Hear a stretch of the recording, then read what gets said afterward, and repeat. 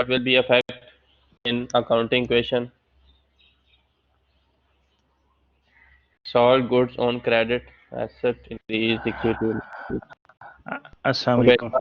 नज़्ज़ा जी वालेकुम सलाम डॉक्टर साहब।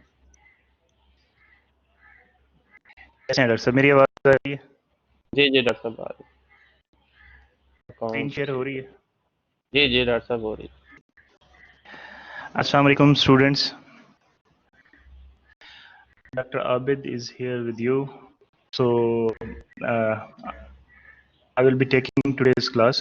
Hopefully most of the things will be repeating as the last class was face-to-face class, and the class was divided into two parts. Some of the students were here in the main campus and some were in the Gulshan campus. So however, I will encourage those students जो कि commerce के background से नहीं है, अगर उनका कोई question हो तो वो क्वेश्चन पूछेंगे, साथ के साथ आपको टाइम देते जाएंगे। तो आज का लेक्चर और नेक्स्ट 2 लेक्चर जो है रियली बहुत इंपॉर्टेंट है आपके लिए, क्योंकि इससे सारी आपकी फाउंडेशन बननी है अकाउंट्स की ना। तो गेट रेडी, स्टार्ट करते हैं। स्लाइड्स बच्चों आपको नजर आ रही हैं? जरा अपना हैंड रेज करके बताएं।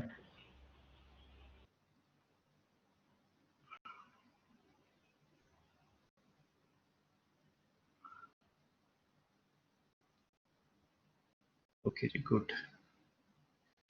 चलिए स्टार्ट करते हैं।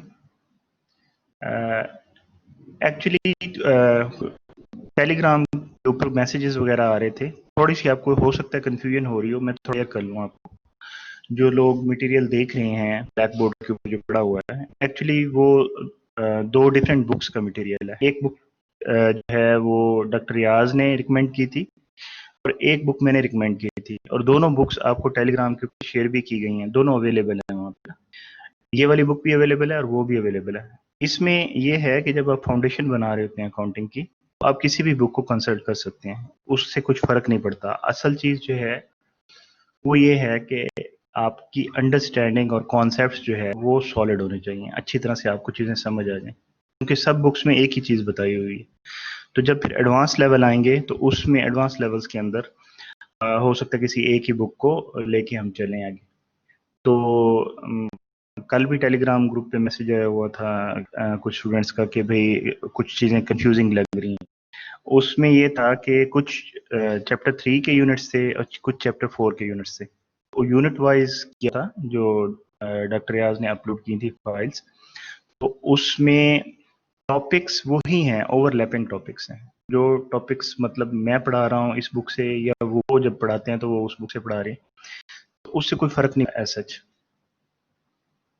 तो ये स्लाइड्स मैंने रात को अपलोड कर दी थी, और एक मैंने लेक्चर भी अपलोड किया है, लेकिन वो थोड़ा सा आगे का लेक्चर है।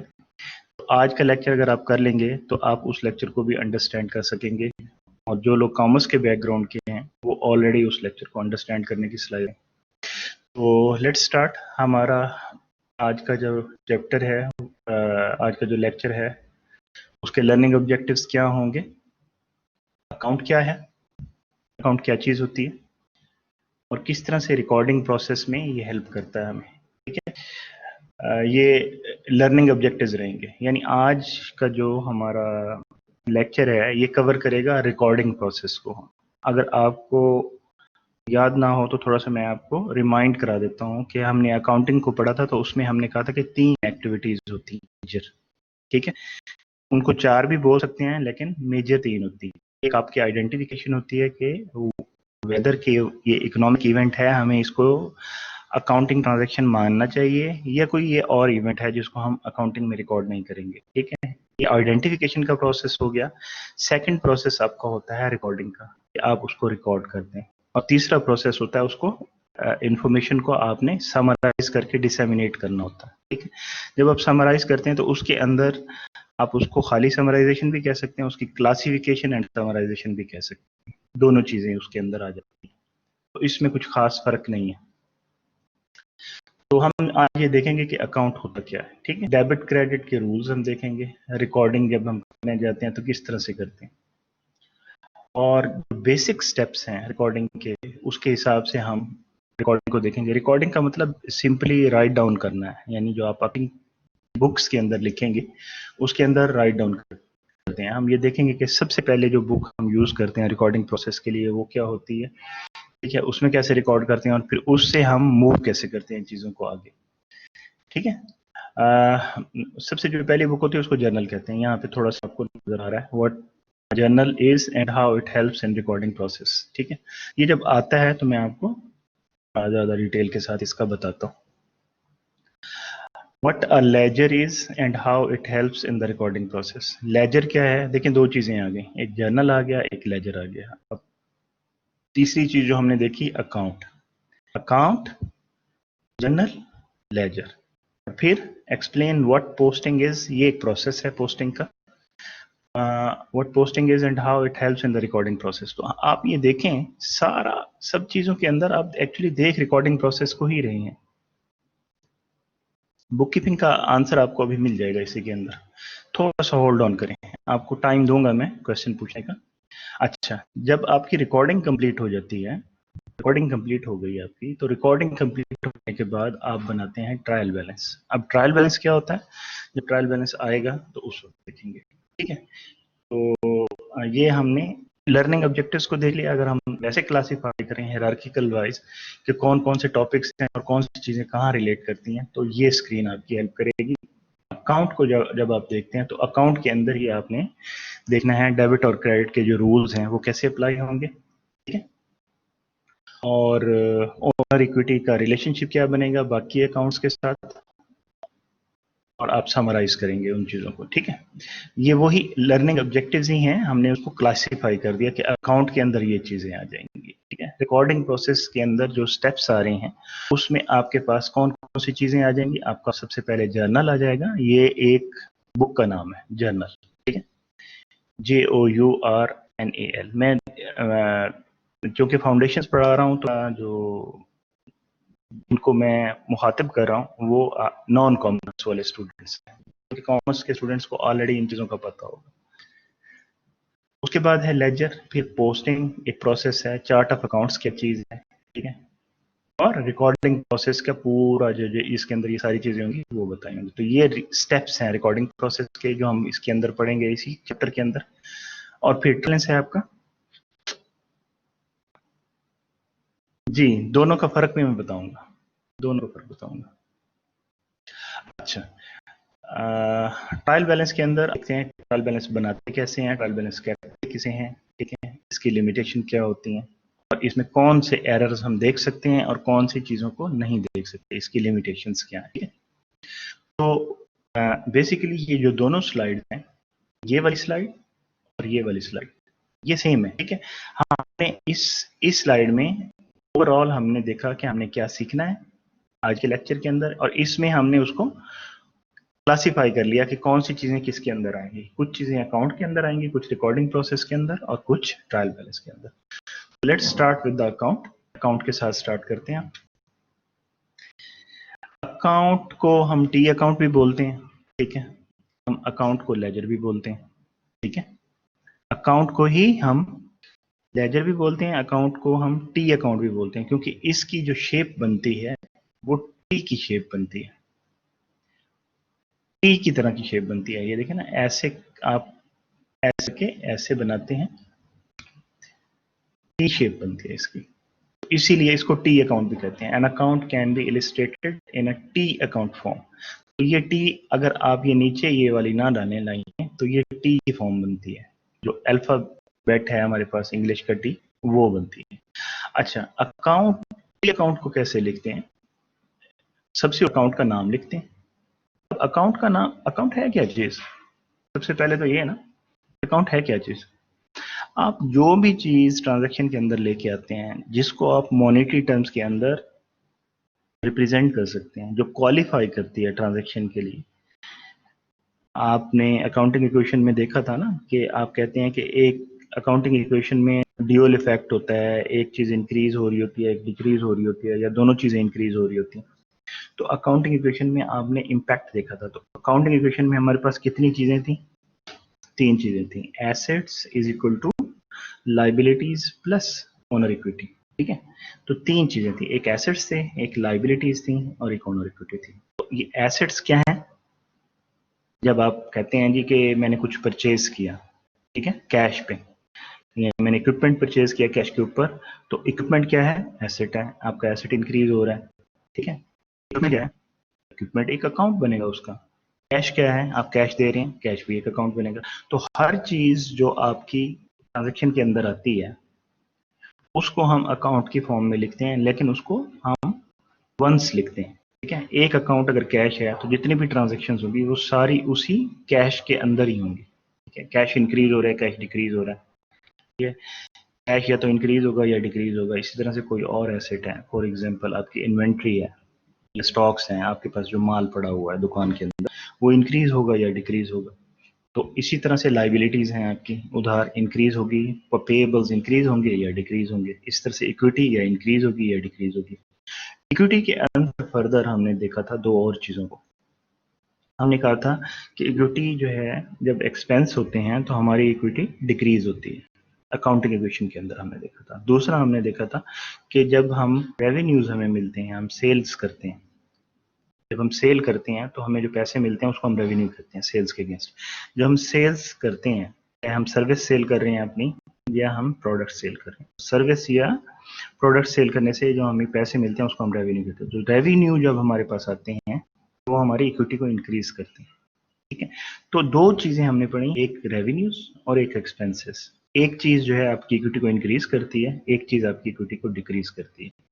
अब हम क्या कहते हैं कि जो जर्नल टाइप्स है ना अकाउंट्स की, जो चीज भी आती है हमारी ट्रांजैक्शन के अंदर, जो हमने अकाउंटिंग इक्वेशन के अंदर हमने एक एग्जांपल भी की थी, जितनी भी चीजें आती हैं वो सारी की सारी चीजें इधर एसेट होंगी या वो लाइबिलिटीज के अंदर आएंगी या वो ओनर इक्विटी के अंदर आएंगी। फर्दर ओनर इक्विटी के अंदर या वो रेवेन्यूज होंगे या वो एक्सपेंसेस होंगे। तो अगर हम इसको काउंट करें 1 2 3 4 5, तो 5 चीजें बनती हैं आपकी। Number 1 assets, number 2 liabilities, number 3 owner equity, number 4 revenues, number 5 expenses. तो ये 5 आपके मेजर अकाउंट्स हैं। तो 5 मेजर अकाउंट्स को आपने लेके चलना है। 5 मेजर अकाउंट्स हैं। अब आपने किसी भी चीज की बात करनी है, कोई भी ट्रांजेक्शन की बात करनी है, तो इधर आप उसमें जो बात कर रहे होंगे वो लाइबिलिटी की बात कर रहे हैं या इक्विटी की बात कर रहे हैं या एसेट्स की बात कर रहे हैं या एक्सपेंसेस की या रेवेन्यूज की। तो आपके 5 मेजर अकाउंट होंगे। लेकिन आपकी ट्रांजैक्शन में कोई भी चीज आती है तो वो आपकी कोई भी चीज जो आपकी उसके अंदर आ रही है उसको हम अकाउंट के तौर पे लिखते हैं, ठीक है। जिसकी एक हमने एग्जांपल ली कैश की। आपने बिजनेस स्टार्ट किया, आपने कैश डाला बिजनेस के अंदर, आपकी इक्विटी इंक्रीज हो गई तो इक्विटी का एक अकाउंट बन गया। आपका कैश इंक्रीज हुआ, आपका कैश का एक अकाउंट बन गया। अब कैश का अकाउंट कौन सा अकाउंट है मेजर टाइप्स में से? जी एसेट्स का अकाउंट। और जो ओनर इक्विटी का अकाउंट है वो कौन सा है जी? वो ओनर इक्विटी का ही अकाउंट है, ठीक।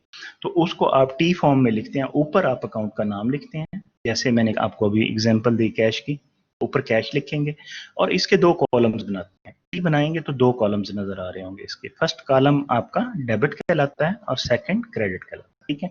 लेफ्ट साइड पे डेबिट होगा और राइट साइड पे क्रेडिट होगा, ठीक है।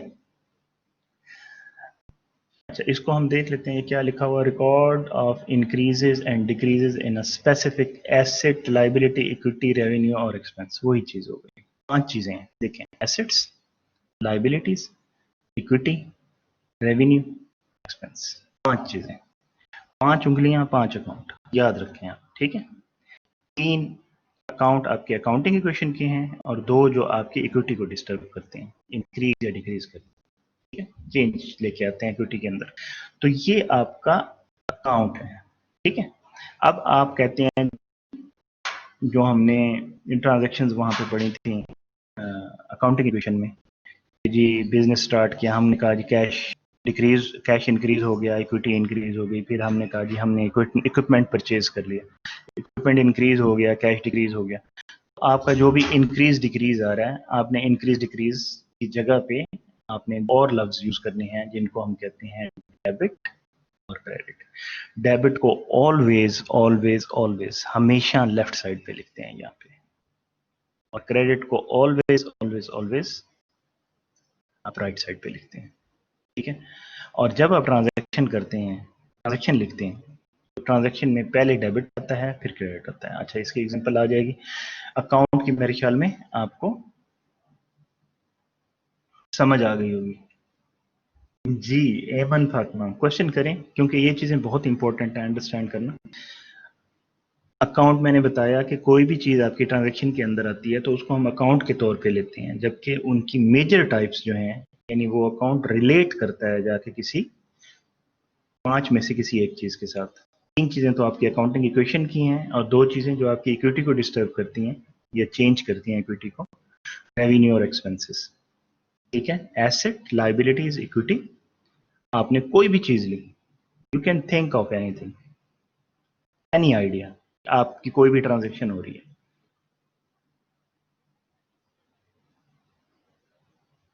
ठीक है, तो आप डेबिट और क्रेडिट यूज करते हैं। ठीक है, अभी हम डेबिट एंड क्रेडिट के रूल्स जब हम पढ़ेंगे तो उसमें हम देखेंगे कि हम डेबिट और क्रेडिट को यूज किस तरह से करते हैं। ठीक है, अगली स्लाइड पे मूव करते हैं जी। हमने देखा था अकाउंटिंग इक्वेशन जब हम कर रहे थे तो हमने कहा था कि ड्यूअल इफेक्ट होता है। ड्यूअल इफेक्ट का मतलब 2 चीजें चेंज होती हैं उसके साथ। कोई भी ट्रांजैक्शन होती है तो 2 चीजें चेंज, या तो दोनों चीजें इंक्रीज हो रही होंगी या दोनों डिक्रीज हो रही होंगी, या एक इंक्रीज हो रही होगी एक डिक्रीज हो रही होगी। ठीक है, जैसे आपने एग्जांपल ली कि आपने क्या किया जी, आपने ट्रक बाय किया, हमने एक एग्जांपल की, हमने ट्रक बाय किया, डिलीवरी ट्रक हमने बाय किया, उसके हमने फॉर एग्जांपल $14,000 का हमने ट्रक लिया था। ये एग्जांपल थी पिछले चैप्टर के अंदर। $14,000 का आपने डिलीवरी ट्रक जो है वो बाय, और आपने क्या किया जी, 6,000 कैश में दे दिया, बाकी आपने कहा भाई हम बाद में देंगे आपको। ठीक है, ऑन अकाउंट हो। ऑन अकाउंट का मतलब क्या है कि पेएबल्स बन गए, आपने लेटर स्टेज पे वो पे करना। तो आपका जो डिलीवरी ट्रक है वो क्या है, एसेट है, एसेट हो गया।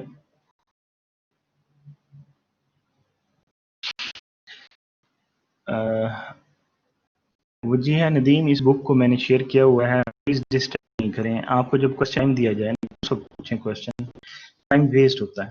ठीक है, ये बुक भी आपको टेलीग्राम पे प्रोवाइड की गई है, अगर नहीं मिलेगी तो आपको मैं दोबारा दे दूंगा। ठीक है, प्लीज इधर उधर के क्वेश्चन नहीं करें, जो चल रहा है ना टॉपिक उसका क्वेश्चन करें। तो मैं आपको एग्जांपल दे रहा था कि हमने डिलीवरी ट्रक बाय किया और 6,000 कैश दिया, बाकी हमने कहा कि बाद में देंगे, और 14,000 उसकी कॉस्ट है।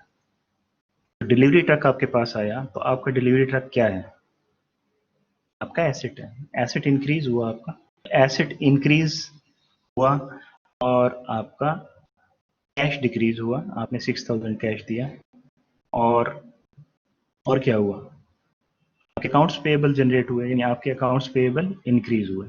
तो इसमें तीनों चीजें इंक्रीज हो रही हैं और 3 चीजें आ रही हैं। ड्यूअल इम्पैक्ट था, लेकिन इसमें 3 एंटिटीज इन्वॉल्व हो रही हैं। एंटिटी वो चीज है जो कोई भी ट्रांजैक्शन के अंदर आप इस चीज के अंदर इंक्रीज या डिक्रीज देख रहे हैं, वो एंटिटी है।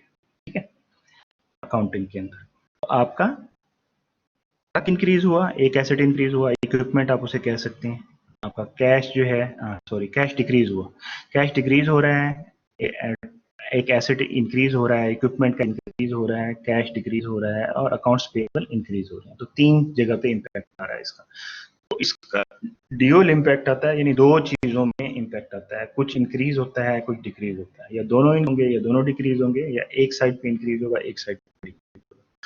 तो आपने इस ट्रांजैक्शन को ऑलरेडी इसी तरह से एक आदमी ने बिजनेस स्टार्ट किया, कैश डाला उसके अंदर, तो कैश इंक्रीज हो गया बिजनेस के अंदर और उसकी इक्विटी भी इंक्रीज हो गई। तो कैश क्या है, ये भी अकाउंट है, इक्विटी क्या है, ये भी अकाउंट है, ट्रक क्या है, ये भी अकाउंट है, कैश क्या है, ये भी अकाउंट है, अकाउंट्स पेएबल क्या है, ये भी अकाउंट है। इन सबको हम अकाउंट के तौर पे लिखेंगे। इनका जो इंक्रीज है उसको कैसे लिखेंगे और डिक्रीज है उसको कैसे लिखेंगे, ये हम डेबिट एंड क्रेडिट रूल्स के अंदर देखते हैं।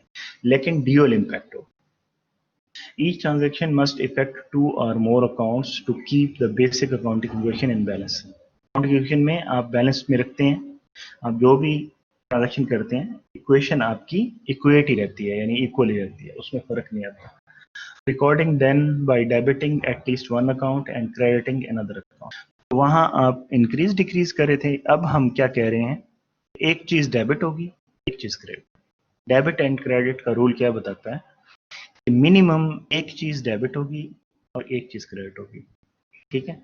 एटलीस्ट दो चीजों के अंदर इंपैक्ट आएगा, और उसमें से हम कह रहे हैं कि एक डेबिट होगी और एक क्रेडिट होगी। हमें तो पता नहीं है कि डेबिट कब करना है और क्रेडिट कब करना है, ठीक है। लेकिन हमें ये पता चल रहा है कि ड्यूअल होगा, डबल एंट्री सिस्टम होगा, डबल या ड्यूअल होगा, डबल एंट्री सिस्टम होगा, और एक चीज डेबिट होगी और एक चीज क्रेडिट होगी। और दूसरी चीज हमें क्या पता चल रही है, ये देखें डिफरेंट कलर्स में नजर आ रहा है, डेबिट्स मस्ट इक्वल क्रेडिट्स। आपका जो डेबिट होगा, जो भी क्रेडिट होगा, जो इंक्रीज डिक्रीज होगा, जिसको आप डेबिट एंड क्रेडिट से शो कर रहे हैं, वो हमेशा हमेशा इक्वल होगा। पहले आप इसको देख रहे थे अकाउंटिंग इक्वेशन इक्वल होगी, अब आप कह रहे हैं कि डेबिट और क्रेडिट इक्वल होंगे हर ट्रांजेक्शन के, ठीक है। इसको फर्दर देखते हैं।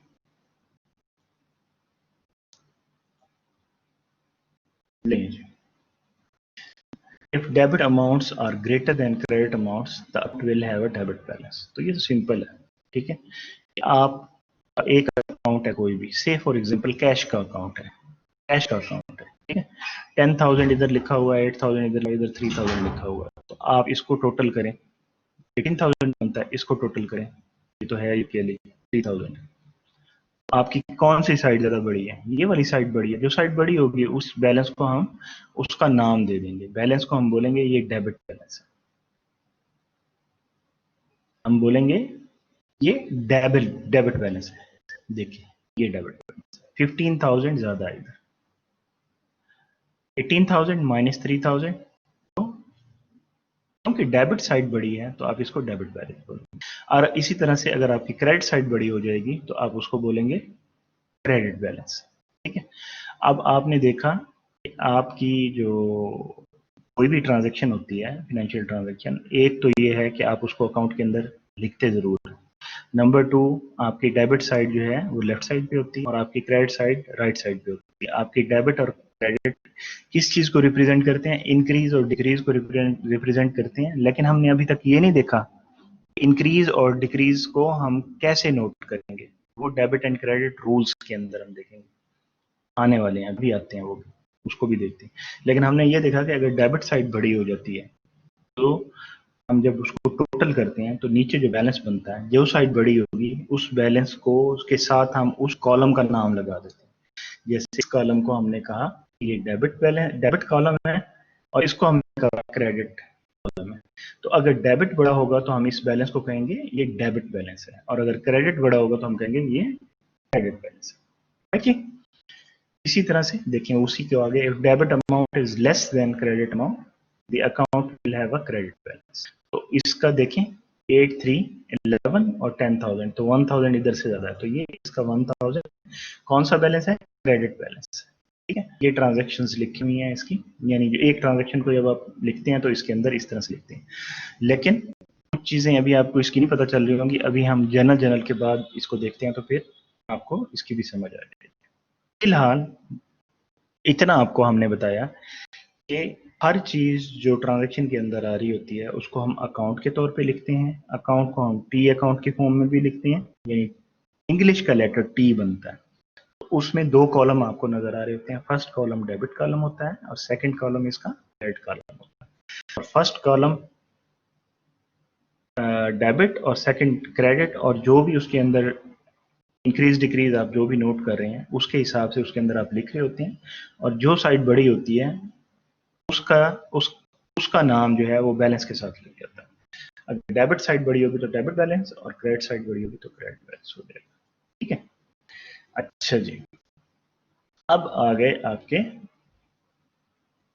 नॉर्मल बैलेंसेस क्या होते हैं। हमने 5 बेसिक अकाउंट टाइप्स पढ़ी हैं, 5। और कौन सी, जो हमारी, फर्स्ट ऑफ ऑल तो आप अकाउंटिंग इक्वेशन को ध्यान में रखें। अकाउंटिंग इक्वेशन को ध्यान में रखेंगे तो आपके सामने आएगा जी एसेट्स, लाइबिलिटीज, इक्विटी, ये अकाउंटिंग इक्वेशन में आपको नजर आते हैं। तो 3 अकाउंट्स तो ये हैं, एसेट, लाइबिलिटीज और इक्विटी, और 2 हैं जो आपकी इक्विटी करते हैं, रेवेन्यूज और एक्सपेंसेस, ठीक है। तो हम ये देख रहे हैं नॉर्मली होता है वो क्या होता है, नॉर्मल प्रैक्टिस क्या है, एसेट के डेबिट हमेशा एक्सीड करते हैं क्रेडिट से, यानी इसका बैलेंस हमेशा नॉर्मल बैलेंस जो है वो डेबिट बैलेंस होता है। एसेट नॉर्मल बैलेंस होता है, एसेट कोई भी हो सकता है, इक्विपमेंट हो सकता है, फर्नीचर हो सकता है, मशीनरी हो सकती है, आपकी सप्लाईज हो सकती हैं, आपका कैश हो सकता है, कोई आपके व्हीकल्स हो सकते हैं, कोई भी चीज हो सकती है। तो एसेट का अगर अकाउंट होगा तो उसका डेबिट बैलेंस होगा, नॉर्मल बैलेंस डेबिट होगा, ठीक है। और एसेट के अंदर जब इंक्रीज होगा, एरो अप का मतलब इंक्रीज है और एरो डाउन का मतलब डिक्रीज है। एसेट के अंदर जब इंक्रीज होगा तो उसे हम डेबिट के अंदर लिखेंगे, यानी एसेट इंक्रीज हो रहा है तो आप उसको डेबिट वाले कॉलम में लिखेंगे। What does it mean? अगर हम कैश की एग्जांपल लेते हैं, हम कहते हैं कि हमने सेल्स की, रेवेन्यू आए हमारे पास 10,000 की सेल्स की, 10,000 की सेल्स हमने कैश के ऊपर की, कैश आया हमारे पास, तो कैश इंक्रीज हुआ या डिक्रीज हुआ? यहाँ रिस्पॉन्स लिखें अपना, मुझे पता चले कि आप बैठे हैं क्लास में। इंक्रीज हुआ, तो इंक्रीज नहीं लिखना आपने, आपने उसको डेबिट साइड पे लिख देना। अकाउंट को कहेंगे कैश अकाउंट है और इंक्रीज को आपने डेबिट साइड पे लिखा। अब आपने क्या किया जी, आपने कहा जी मैंने जाके लैपटॉप खरीद लिया बिजनेस के लिए और वो लैपटॉप मेरे पास फॉर एग्जांपल $5,000 का आया, ठीक है। $10,000 की मैंने सेल की थी, $5,000 का मैंने जाके एक लैपटॉप ले लिया। तो अब कैश क्या हुआ, इंक्रीज हुआ या डिक्रीज हुआ? तो एसेट जब डिक्रीज होगा, ये डाउन एरो आपको शो कर रहा है कि ये डिक्रीज शो कर रहा है। एसेट्स के अंदर जब डिक्रीज होती है तो उसको क्रेडिट के अंदर लिखते हैं, ठीक है। तो डिक्रीज नहीं लिखेंगे आप, उसको सेकंड कॉलम में लिखेंगे, क्रेडिट कॉलम में लिखेंगे, ठीक है। इसी तरह से लायबिलिटीज का है, लायबिलिटीज के क्रेडिट्स शुड एक्सीड डेबिट्स, इसके जो नॉर्मल बैलेंसेस होंगे वो क्रेडिट बैलेंसेस होंगे लायबिलिटीज के। तो इसका मतलब है लायबिलिटीज जब इंक्रीज होंगी तो उनको क्रेडिट साइड पे लिखेंगे और लायबिलिटीज जब डिक्रीज होंगी तो उनको डेबिट साइड पे लिखेंगे। अच्छा, अगर मैं आपको बता रहा हूँ ये, अगर नहीं समझ आ रही तो भी कोई मसला नहीं है, ठीक है। बस मैं आपको यहाँ पे थोड़ा हिंट दे रहा हूँ, आगे हम इसको फर्दर डिटेल के साथ मजीद करेंगे जब इसकी कुछ ट्रांजैक्शंस आएंगी हमारे सामने, तो मजीद ये आ जाएगा। तो आपके एसेट्स का नॉर्मल बैलेंस डेबिट होगा, लायबिलिटीज का आपका नॉर्मल बैलेंस क्रेडिट होगा, ठीक है। नॉर्मल बैलेंस हमेशा इंक्रीज साइड पे होता है, यानी जो बढ़ जाता है वो आपका नॉर्मल बैलेंस होता है। यूजुअली अनकॉमन भी हो सकता है, नॉर्मल बैलेंस के अलावा भी होता है, लेकिन आप फिलहाल इतना ही समझ लें, ठीक है। अब आप देखें owners investment and revenues increase owner equity. आपको ये पता है कि ओनर इक्विटी जो है वो कैसे इंक्रीज होती है, जब ओनर्स नए पैसे डालता है बिजनेस के अंदर या फिर उसको कोई प्रॉफिट्स होते हैं, रेवेन्यू जब आता है तो रेवेन्यूज को इंक्रीज करता है, एक्सपेंस डिक्रीज करता है। देखिए इन्वेस्टमेंट का मतलब है नए पैसे आप बिजनेस के अंदर डाल रहे हैं और ड्राइंग्स का मतलब है ओनर पैसे बाहर निकाल रहे हैं। तो हमने अकाउंटिंग के अंदर ये सारी चीजें ऑलरेडी की हुई हैं। तो आपकी ड्राइंग्स जो है वो इक्विटी को डिक्रीज करती हैं, आपकी इन्वेस्टमेंट इंक्रीज करती है, रेवेन्यू आपकी इक्विटी को इंक्रीज करते हैं, एक्सपेंसेस आपकी इक्विटी को डिक्रीज करते हैं। तो अब हमने इसके अंदर रेवेन्यूज भी देख लिए, एक्सपेंसेस भी देख लिए, इनको हम सेपरेट अकाउंट मानते हैं, आगे हम इसके सेपरेट अकाउंट भी लिखेंगे। तो आप इक्विटी के अकाउंट जो है बिल्कुल वैसे मूव करेगा। अब आपने ध्यान में रखना है अकाउंटिंग इक्वेशन को, अकाउंटिंग इक्वेशन की दो साइड है, इनकी हमेशा दो साइड्स होती हैं, एक आपकी लेफ्ट हैंड साइड है और एक आपकी राइट हैंड साइड है। लेफ्ट हैंड साइड पे आपके पास एसेट्स हैं। हम कह रहे थे, अभी मैं वापस जाता हूँ पिछली स्लाइड पे, हम कह रहे थे कि एसेट्स हमारे जब इंक्रीज होते हैं तो हम उन्हें डेबिट साइड पे लिखते हैं, ठीक है। अब हम अगर इक्वेशन की दूसरी तरफ जब चले जाते हैं, यानी आपने ये इक्वेशन की लेफ्ट साइड देखी ना, अकाउंटिंग इक्वेशन की लेफ्ट साइड देखी, assets is equal to liabilities plus owner equity. तो आप कह रहे हैं कि एक इक्वेशन है, इक्वल का साइन है, एक उसकी लेफ्ट साइड है, एक उसकी राइट साइड है। लेफ्ट साइड पे आप कह रहे हैं कि एसेट्स इंक्रीज हो रहे हैं तो हम उनको डेबिट में लिख रहे हैं। अब अगर आप राइट साइड पे चले जाएं, वैसे भी सोचिए, अगर आप जो आपने ग्रेड 6, 7, 8 में जो अलजबरा पढ़ा होगा, बेसिक अलजबरा, ग्रेड 6, 7, 8 में, तो आप जब साइड चेंज करते हैं इक्वेशन की तो क्या होता है, साइन नहीं चेंज हो जाता आपका। जो साइड लेफ्ट साइड पे है इक्वेशन के, उसको अगर आप राइट साइड पे लेके जाएंगे तो अगर इधर प्लस है तो उधर जाके माइनस हो जाता है, ठीक है। तो इधर जो चीज इंक्रीज होती है डेबिट में लिखते हैं, इधर जो चीज इंक्रीज होगी आपकी राइट साइड पे वो क्रेडिट होगी। जो चीज आपकी लेफ्ट साइड पे इंक्रीज होती है तो डेबिट में आती है, तो अगर आप राइट साइड पे चले जाते हैं तो आपकी जो चीज इंक्रीज होगी वो डेबिट की बजाय क्रेडिट में आएगी, यानी रिवर्स बिहेवियर आपको नजर आएगा। अब आपकी अगेन मैं बात कर रहा हूँ, अकाउंटिंग इक्वेशन में दो साइड्स हैं, एक लेफ्ट हैंड साइड है, एक राइट हैंड साइड है। जो बिहेवियर लेफ्ट हैंड साइड पे है उसका रिवर्स बिहेवियर आपको नजर आएगा उसके राइट हैंड साइड। हम कहते हैं एसेट्स इंक्रीज होते हैं तो हम डेबिट करते हैं, ठीक है। लाइबिलिटीज इंक्रीज होंगी तो क्या करेंगे, लाइबिलिटीज इंक्रीज होंगी तो उल्टा करेंगे। दो ही तो चीजें हैं हमारे पास, डेबिट और क्रेडिट। लाइबिलिटीज इंक्रीज होंगी तो हम क्रेडिट करेंगे। अगर इक्विटी इंक्रीज होगी तो क्या करेंगे, इक्विटी भी तो यार राइट हैंड साइड पे है, ये दोनों चीजें तो राइट हैंड साइड पे हैं, ओनर इक्विटी भी और लाइबिलिटीज भी। इक्विटी इंक्रीज होगी तो आप क्या करेंगे, क्रेडिट करेंगे, क्योंकि जो एसेट इंक्रीज होते हैं तो डेबिट होते हैं। ये इसका रिवर्स बिहेवियर रहेगा दोनों साइड्स इक्वेशन की, ठीक है। समझ आ गई बात की। अगर आपकी एसेट्स डिक्रीज होते हैं तो क्रेडिट होते हैं, अगर आपकी लाइबिलिटीज डिक्रीज होंगी तो उल्टा होगा, डेबिट होगा। आपकी ओनर इक्विटी डिक्रीज हो रही है तो क्या होगा, डेबिट होगा, क्योंकि एसेट डिक्रीज होता है तो क्रेडिट होता है। तो इक्वेशन की दूसरी साइड पे डेबिट की जगह क्रेडिट, क्रेडिट की जगह डेबिट होगा, ठीक है। इस चीज को थोड़ा सा आप जहन में रखें, कोशिश करें। नहीं समझ आती इसी लेक्चर को, रिकॉर्डेड लेक्चर को आप रिपीट भी कर सकते हैं। अब मैं जाता हूं अगले पेज के ऊपर, ठीक है। अब आप यहाँ पे आपको जो मैंने चीज बताई है आप देख सकते हैं, एसेट्स इंक्रीज होते हैं तो डेबिट होते हैं, जबकि ये इक्वेशन की दूसरी तरफ है, लाइबिलिटीज इंक्रीज होती हैं तो क्रेडिट होती हैं, एसेट डिक्रीज होते हैं तो क्रेडिट होते हैं, लाइबिलिटीज डिक्रीज होती हैं तो उल्टा होता है, डेबिट होती है। इन द सेम वे आपकी जो अकाउंटिंग इक्वेशन की राइट हैंड साइड है उसमें दो चीजें हैं, एक चीज नहीं है। एक तो आपकी लाइबिलिटीज है और दूसरी इक्विटी है। तो इक्विटी में कैसे चेंज आएगा, इक्विटी आपकी जो है अगर इंक्रीज होती है, किस चीज से इंक्रीज होती है, रेवेन्यू से इंक्रीज होती है और ओनर इक्विटी से इंक्रीज होती है। इक्विटी अगर आपकी इंक्रीज होगी तो क्या होगा, क्रेडिट होगी। इक्विटी इंक्रीज होगी तो क्रेडिट होगी, क्योंकि एसेट्स इंक्रीज होते हैं तो डेबिट होते हैं। तो इक्वेशन की दूसरी साइड पे इक्विटी, तो इक्विटी इंक्रीज होगी तो वो क्रेडिट होगी, और इक्विटी डिक्रीज होगी ड्राइंग्स की एक्सपेंसेस की वजह से तो वो डेबिट होगी, ठीक है।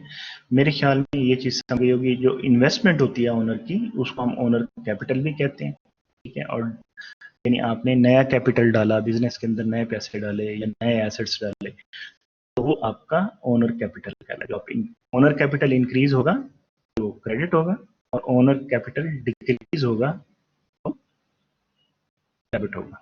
ओनर्स ड्राइंग इंक्रीज होंगी तो क्रेडिट होंगी ना, इंक्रीज होंगी तो डेबिट होंगी। अप एरो है, अप एरो और डाउन एरो को देखना है। अप एरो आपका इंक्रीज शो कर रहा है और डाउन एरो आपका डिक्रीज शो कर रहा है, ठीक है। जो नॉर्मल बैलेंसेज हैं उसकी वजह से आपके जो कलर्स हैं वो चेंज हो रहे हैं, ठीक है। क्योंकि इक्विटी का नॉर्मल बैलेंस होता है क्रेडिट, ठीक है। ओनर इक्विटी का नॉर्मल बैलेंस क्या होता है, ओनर कैपिटल का नॉर्मल बैलेंस क्या होता है, क्रेडिट, ठीक है। ड्राइंग का नॉर्मल बैलेंस क्या होता है, डेबिट। तो डेबिट वाले जितने भी बैलेंसेज हैं नॉर्मल बैलेंसेज उनको ब्लू के साथ शो किया हुआ है, और जो क्रेडिट के नॉर्मल बैलेंसेज हैं उनको रेड के साथ शो किया हुआ है। अगर आप देखें ये रेड एरो अप शो हो रहा है और जबकि यहाँ पे ब्लू एरो अप शो हो रहा है। तो आप इसको थोड़ा सा अंडरस्टैंड करें तो आपको समझ, ये मैं पिछली स्लाइड में दिखा रहा हूँ, ठीक है।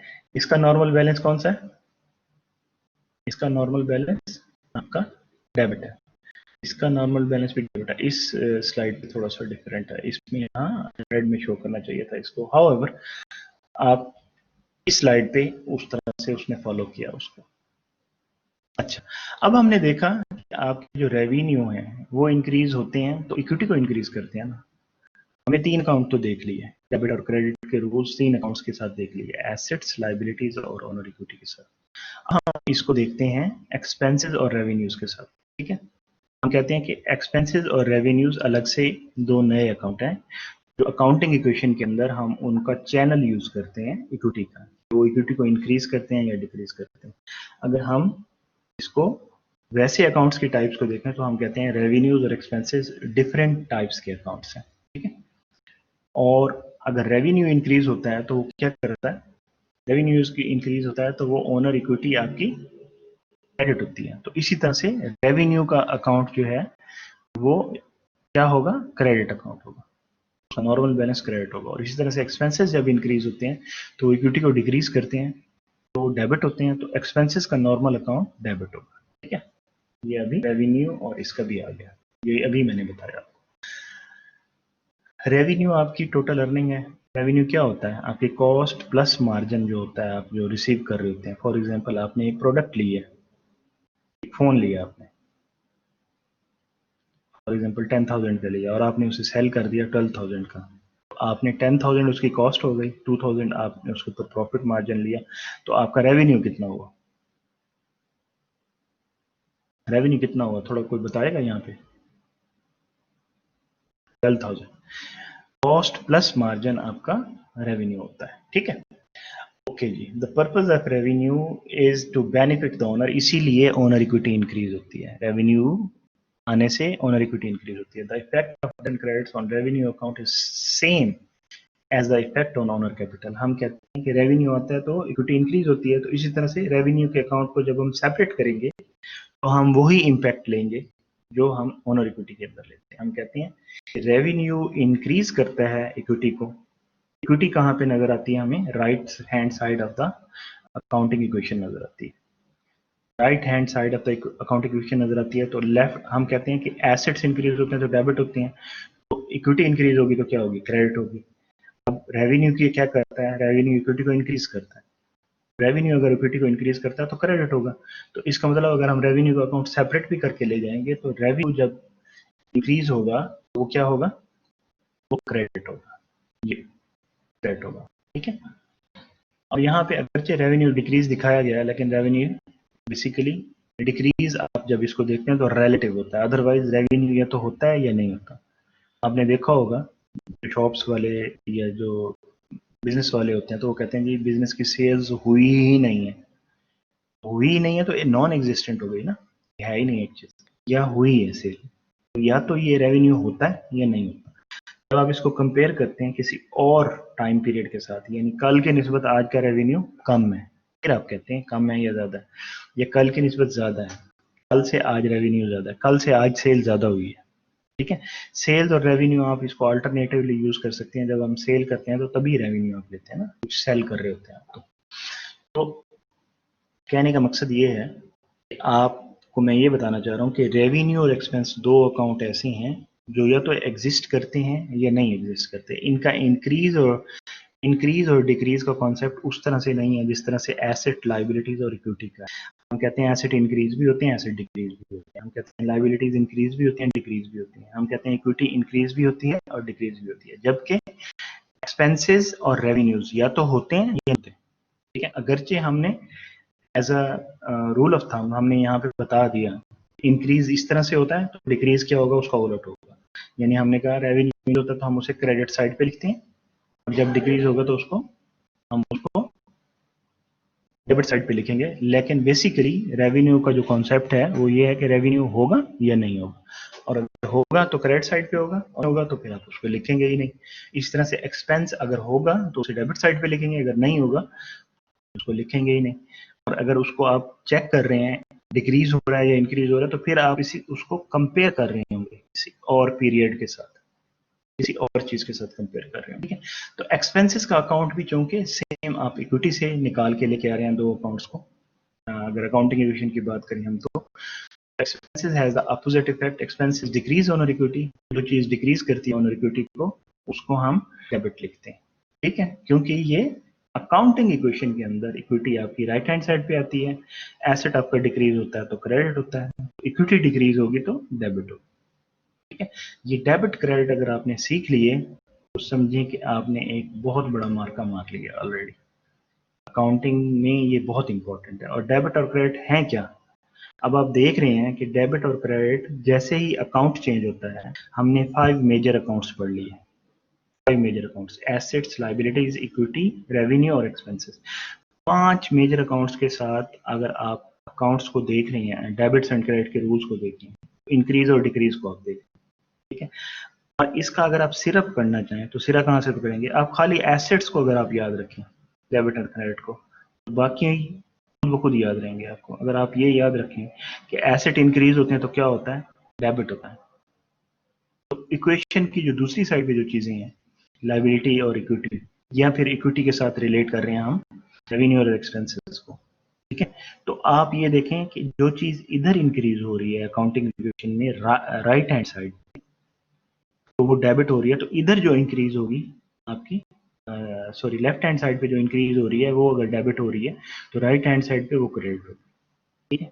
खाली एक एसेट्स के याद रखने और अकाउंटिंग इक्वेशन को याद रखने, तो आपको डेबिट एंड क्रेडिट रूल्स को कुछ देर प्रैक्टिस करेंगे तो आपको वैसे ही याद हो जाएंगे। अच्छा जी, मूव करते हैं आगे। हमने अकाउंट और डेबिट एंड क्रेडिट्स पढ़ लिया, ये आपके पास उसका सारा उसका समरी आ गई, यही हमने अभी तक किया। एसेट में कैसे होगा, नॉर्मल बैलेंस, एक्सपेंसेस। अच्छा, उसने इसको क्लासीफाई कर दिया, डेबिट बैलेंस का होगा एसेट्स के अंदर और एक्सपेंसेस के अंदर डेबिट बैलेंस होगा, नॉर्मल बैलेंस आपके डेबिट होंगे इन दोनों के अंदर। आपने 5 अकाउंट पढ़े थे ना, 2 का नॉर्मल डेबिट बैलेंस है और 3 का नॉर्मल क्रेडिट बैलेंस है। इनका क्रेडिट बैलेंस है वो आपकी लाइबिलिटीज हैं, इक्विटी है और रेवेन्यू, इनका नॉर्मल बैलेंस क्रेडिट बैलेंस है आपका। 5 अकाउंट, 2 का नॉर्मल डेबिट बैलेंस और 3 का नॉर्मल क्रेडिट बैलेंस। तो ये समराइज कर दिया हमने अभी तक जो हमने स्लाइड्स की, ठीक है। अब आ जाएं, आप देखें इसको, हम इसको देखते हैं with respect to accounting equation, ठीक है। आप अकाउंटिंग इक्वेशन को देखें, अगर अकाउंटिंग इक्वेशन क्या बताती है, assets is equal to liabilities plus equity, ठीक है। लाइबिलिटी या लाइबिलिटीज प्लस इक्विटी, ये एक चैनल बन रहा है इक्विटी का रेवेन्यू और एक्सपेंसेस के साथ, ठीक है। तो आप कहते हैं कि ये जो 3 अकाउंट हैं, ये 3 अकाउंट हम कहते हैं कि बैलेंस शीट के अकाउंट हैं। जो अकाउंटिंग इक्वेशन के जो अकाउंट्स हैं, बेसिक अकाउंट्स, वो हम कहते हैं कि ये बैलेंस शीट के अकाउंट हैं, राइट। और जो इक्विटी के चैनल से जो अकाउंट आ रहे हैं, रेवेन्यू और एक्सपेंसेस, इसको हम कहते हैं ये इनकम स्टेटमेंट के अकाउंट्स। आपके 3 अकाउंट, 5 अकाउंट्स थे ना, पांचों के पांचों यहाँ पे नजर आ रहे हैं।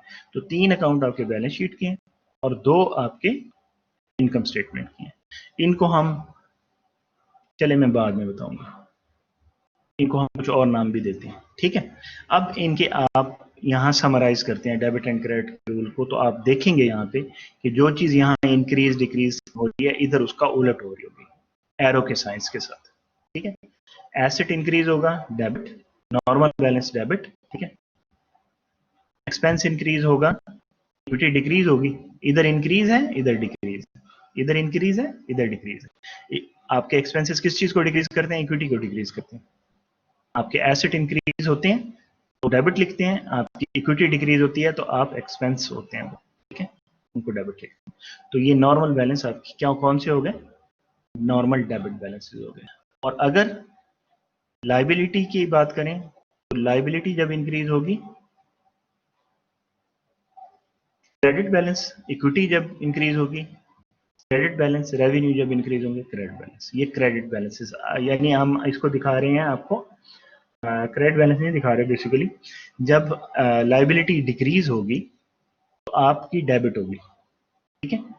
लाइबिलिटी आपकी जब डिक्रीज होगी तो डेबिट होगी, जबकि एसेट इंक्रीज होंगे तो एसेट इंक्रीज होंगे तो डेबिट होंगे और लाइबिलिटी डिक्रीज होगी तो डेबिट होगी।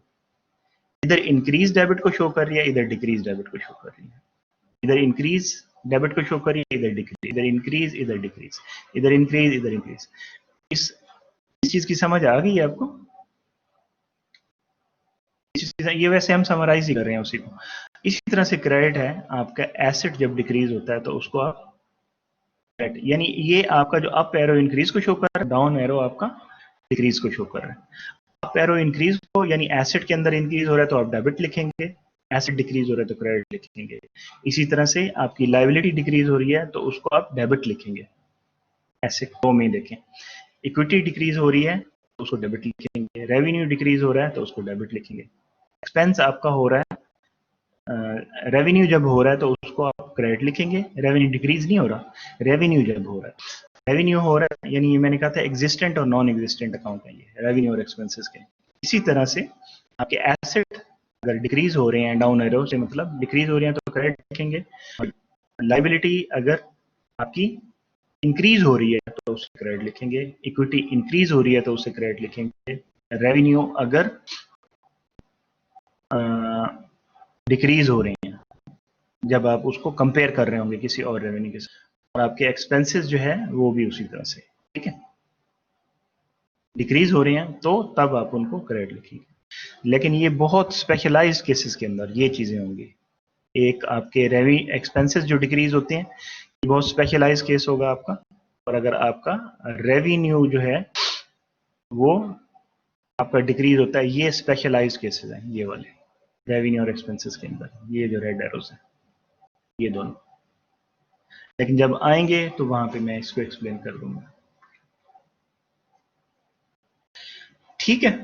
आपके डेबिट एंड क्रेडिट आपका ऑलमोस्ट कंप्लीट हो गया। लेंगे क्वेश्चन आ गया आपका डेबिट क्रेडिट का, देखते हैं कौन सही आंसर करता है। डेबिट्स क्वेश्चन है, नीचे 4 ऑप्शंस दी हुई हैं आपको, बताएं क्या होगा। Come on. Debit increases both assets and liabilities,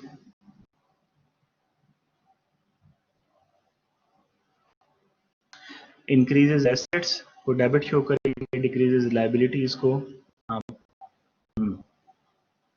good good good good good good good, इसका मतलब समझ आ रही है, समझ जी। हम इसको थोड़ा सा एनालाइज कर लेते हैं। Increase both assets and liabilities, asset और लायबिलिटीज तो इक्वेशन की दो डिफरेंट साइड्स पे हैं, तो दोनों सेम साइड पे नहीं जाते। डिक्रीज एसेट्स एंड लायबिलिटीज ये भी सेम है, यानी आपकी जो अकाउंटिंग इक्वेशन है दोनों डिफरेंट साइड पे हैं दोनों चीजें। एक साइड पे लेफ्ट साइड पे एसेट्स हैं और राइट साइड पे लायबिलिटीज हैं, तो दोनों आपकी एक साथ नहीं चल सकते डेबिट और क्रेडिट ना, रिवर्स ऑर्डर में। Increase asset decrease liabilities, decrease asset and increase liabilities. जब आपके डिक्रीज होते हैं एसेट तो उनको आप डेबिट नहीं लिखते, अगरचे ये वैसे स्टेटमेंट ठीक है लेकिन क्रेडिट लिखा हो तो तब ठीक, तो आपकी सी ऑप्शन ही दुरुस्त है। गुड, चलें जी। इस क्वेश्चन का कौन आंसर करेगा। Accounts that normally have debit balances, कौन कौन से अकाउंट्स के नॉर्मल डेबिट बैलेंस होते हैं।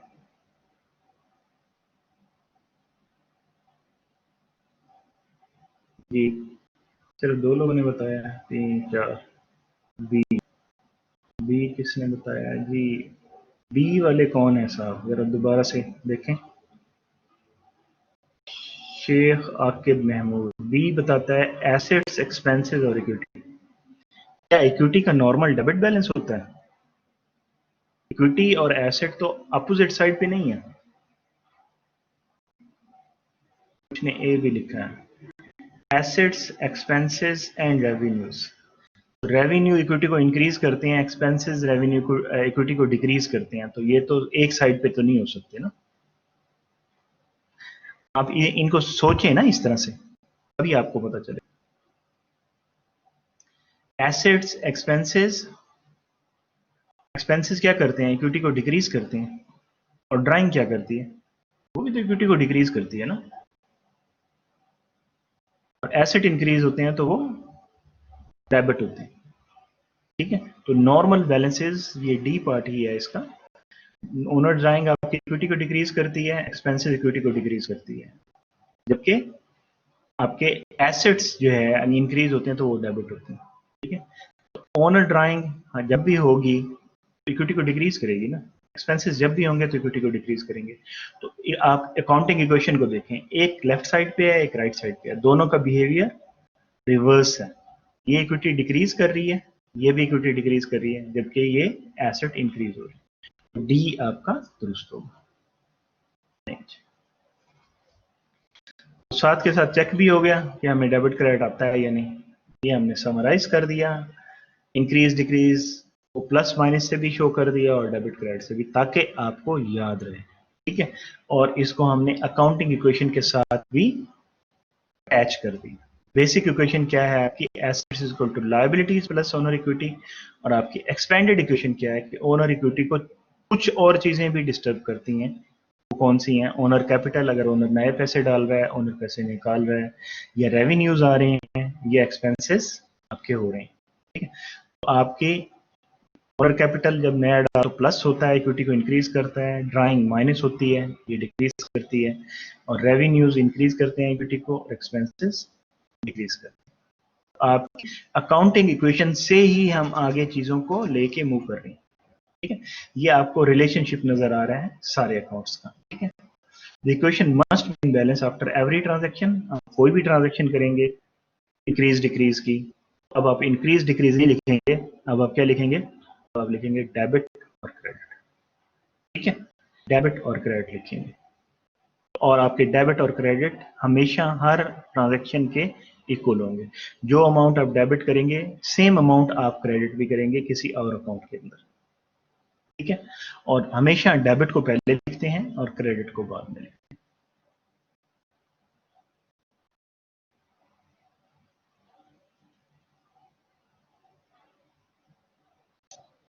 ठीक है जी, I have a confusion in revenue. Can you tell me what it is in easy word?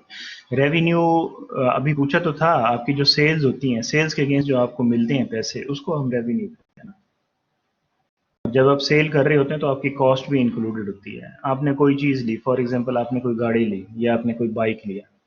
ठीक है, आपने बाइक लिया फॉर एग्जांपल 50,000 का लिया। ठीक है, अब आप उस बाइक को 50,000 की बजाय आप बेच रहे हैं, कुछ अरसा आपने इस्तेमाल किया और अब आप उसको बेच रहे हैं 45,000 का। तो आपका जो रेवेन्यू होगा वो 45,000 होगा।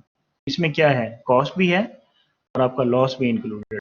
आपकी कॉस्ट प्लस लॉस, आपने 50,000 का लिया था, आप 45,000 का बेच रहे हैं, तो आप इसको रेवेन्यू कहेंगे। सेल्स के अगेंस्ट जो आपको मिलता है वो रेवेन्यू। ठीक है, और अगर आप कॉस्ट प्लस मार्जिन करते हैं तो फिर आप प्रॉफिट पे बेच रहे होते हैं चीज को। फॉर एग्जांपल आपने एक मोबाइल फोन लिया, आप गए दुबई और दुबई से आपने मोबाइल फोन लिया और यहाँ आके आपने उसे बेच दिया।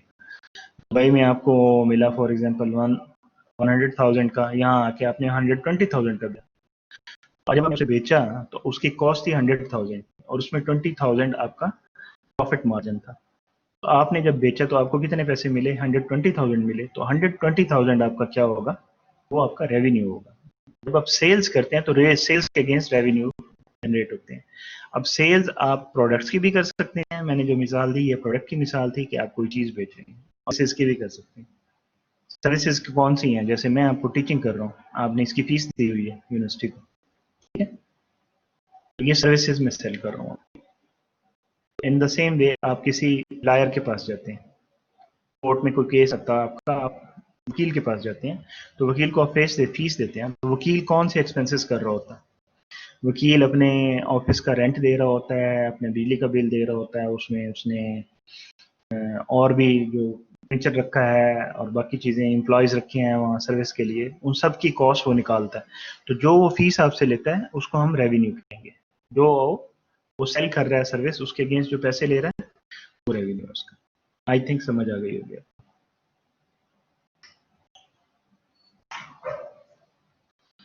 जी, आप किसी तरह से भी इसको अंडरस्टैंड कर सकते हैं। बहुत सारी स्लाइड्स हैं, स्लाइड्स आपके पास हैं, आप इनको जितनी बार मर्जी आए देखें, इसको अंडरस्टैंड करें। हमारा एक टॉपिक कंप्लीट हो गया। अगर हमने स्टार्ट में जो स्लाइड देखी थी तो अकाउंट्स को हमने कंप्लीट कर लिया।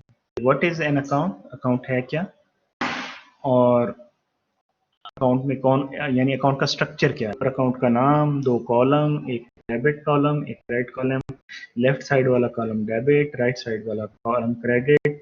इंक्रीज और डिक्रीज को शो करते हैं, जैसे हमने अकाउंटिंग इक्वेशन के अंदर हमने ट्रांजेक्शन्स को किया था। अब हम इंक्रीज और डिक्रीज की जगह डेबिट और क्रेडिट। फिर हमने बैलेंसेस को देखा, उसके जब हम उसको बैलेंस करते हैं तो जो साइड बढ़ रही होती है, बड़ी होती है, अगर डेबिट साइड बड़ी है तो उसको डेबिट बैलेंस कहेंगे, अगर क्रेडिट साइड बड़ी है तो उसको क्रेडिट बैलेंस कहेंगे।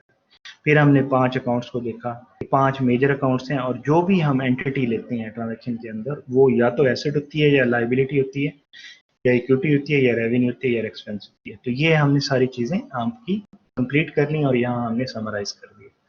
अकाउंटिंग इक्वेशन को ही हम लेके चल रहे हैं। अस्सलाम वालेकुम सर। जी सर। सर ये एक अजीम अहमद बच्चे का क्वेश्चन है, उसके बाद एमन फातिमा है। सर एक कंफ्यूजन है, ये मैं इनसे पूछ रहा हूँ लेकिन मुझे कोई इनका आंसर नहीं कर रहे। काइंडली इनका अगर बेटा आप हैंड रेज अच्छा, करें अगर इशू है कोई। हैंड रेज करें। फेस टू फेस क्लास में क्या पढ़ाया था, कैन यू रिपीट? भाई यहाँ रिपीट करने के लिए नहीं बैठे हुए, रिपीट चलता रहेगा फिर। नज़ा, आप उसका जो है ना किसी ऐसे अपने क्लास फेलो से पूछ लें जिसने अटेंड की हो क्लास ना, ठीक है? या फिर ये है कि उसका सेशन भी रिकॉर्ड हुआ था, अगर वो सेशन में हो सकता है आपके आपके वाले सेशन में, एक सेशन में ना साउंड सही रिकॉर्ड नहीं हुई थी, तो दूसरा सेशन जो हुआ था, क्योंकि दो क्लासेस हैं, तो आप कहेंगे तो मैं वो सेशन आपका टेलीग्राम ग्रुप के ऊपर जो है ना शेयर कर दूंगा, तो आपको हेल्प हो जाएगी। एक स्लाइड जो शो की आपने नॉर्मल बैलेंस की, उसमें क्रेडिट में एसेट और एक्सपेंस था और लायबिलिटी क्रेडिट नॉर्मल बैलेंस में थी, बट जो क्वेश्चन किया आपने उसमें लायबिलिटी लिख दिया डेबिट नॉर्मल बैलेंस। आपको क्वेश्चन एमन क्लियर नहीं हो रहा, आपको माइक दूं मैं? हैंड रेज करें, मैं माइक देता हूं, आप माइक पे बात करें। ये हमारा एक टॉपिक कंप्लीट हो गया अकाउंट का। अकाउंट को हमने अच्छी तरह से देख लिया कि अकाउंट क्या होता है। अब हमने जर्नल को देखना है, तो उसके अंदर हमने एंट्री किस तरह से करनी है।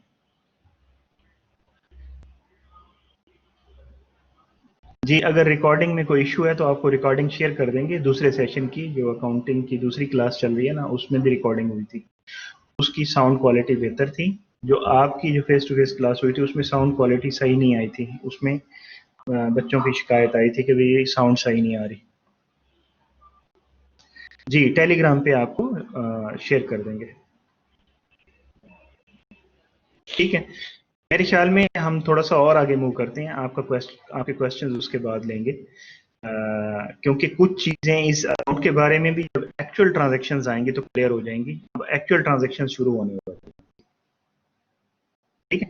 थोड़ा सा देर जो है ना, थोड़ी सी देर आप और सब्र कर लें, मैं आपको 15 मिनट्स के बाद एग्जैक्टली आपको फिर मौका दूंगा, आपको माइक पे भी आने का मौका दूंगा और फिर आपके क्वेश्चंस भी यहाँ पे पढ़ूंगा जो आप कर रहे हैं, यहाँ पे लिख रहे हैं, ठीक है?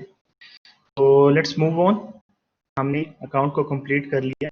अब हम, अच्छा, ये इसको खुद से कर लीजिएगा, ठीक है? मैं इस पे टाइम नहीं लगाता, ये इट्स वेरी इजी। इसमें ये है कि आप एक बिजनेस शुरू कर रहे हैं सलून का, तो उसके अंदर कौन से आपके अकाउंट्स होंगे जो इन्वॉल्व होंगे, ठीक है? इसी के ऊपर ये इसका सॉल्यूशन भी अवेलेबल है, इसको पढ़ लीजिएगा, कर लीजिएगा, ये स्लाइड्स आपके पास अवेलेबल है, ठीक है?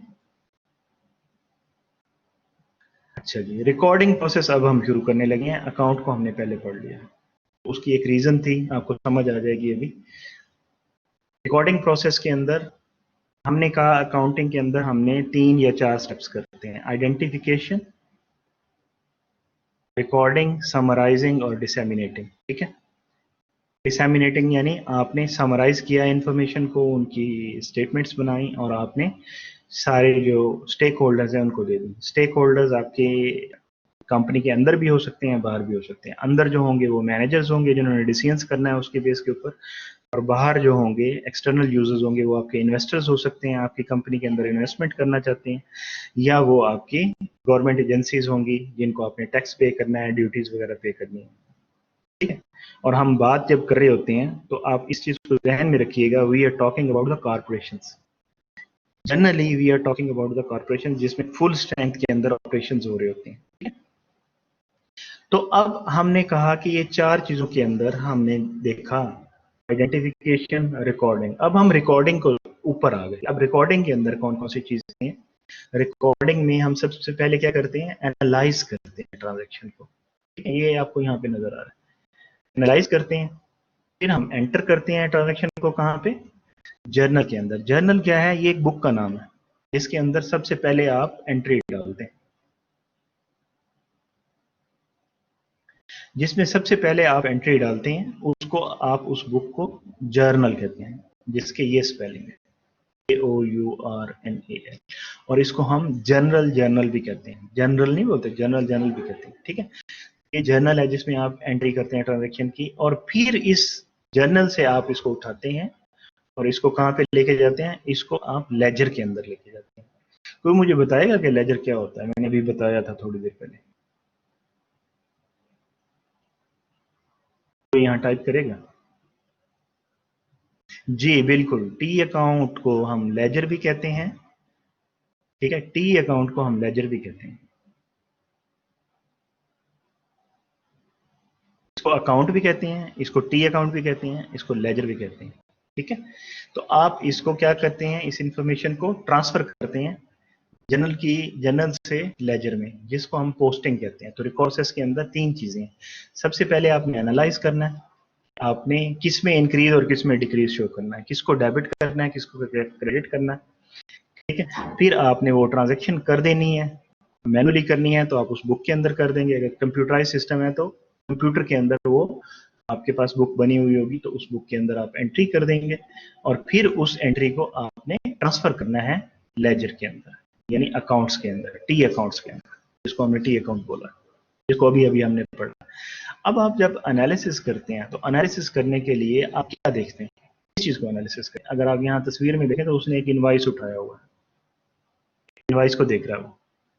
जो बेसिक जो चीजें हैं जहां से आप ट्रांजैक्शन को एनालाइज करते हैं कि वेदर ये रिकॉर्ड होनी चाहिए या नहीं होनी चाहिए, उसके कुछ बेसिक डॉक्यूमेंट्स होते हैं, जिसमें सेल्स स्लिप है, यहाँ पे लिखे हुए हैं बिजनेस डॉक्यूमेंट्स, यहाँ जो एनालाइज करते हैं। सेल्स स्लिप है, सेल्स स्लिप को आप देखते हैं कितने की सेल्स हुई, ठीक है। चेक है आपका, बैंक का चेक, ठीक है।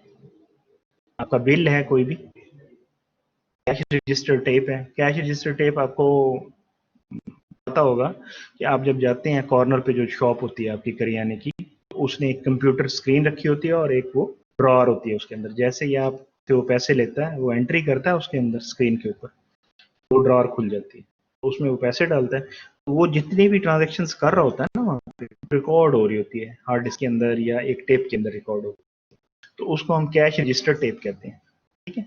तो ये इन सारी चीजों को वो देखता है कि मैंने असल में किस चीज को इंक्रीज और किस चीज को डिक्रीज करना है अपने उन 5 अकाउंट्स के अंदर। तो इसको आप कहते हैं एनालिसिस का प्रोसेस, एनालिसिस या एनालिसिस, ठीक है।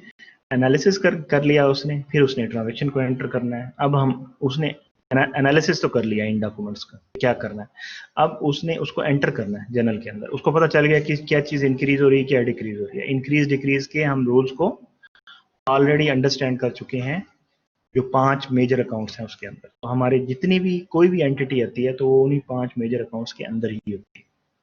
तो लेट्स सी, अब हम आपने उसकी एंट्री करनी है, ठीक है।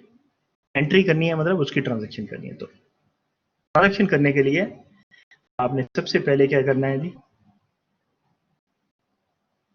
जी इनफॉर्मल टर्म, बिल्कुल सही है डॉक्टर साहब, सही कह रहे हैं। अच्छा, जर्नल की जो फर्स्ट बुक है, बुक ऑफ ओरिजिनल एंट्री भी इसको हम कहते हैं।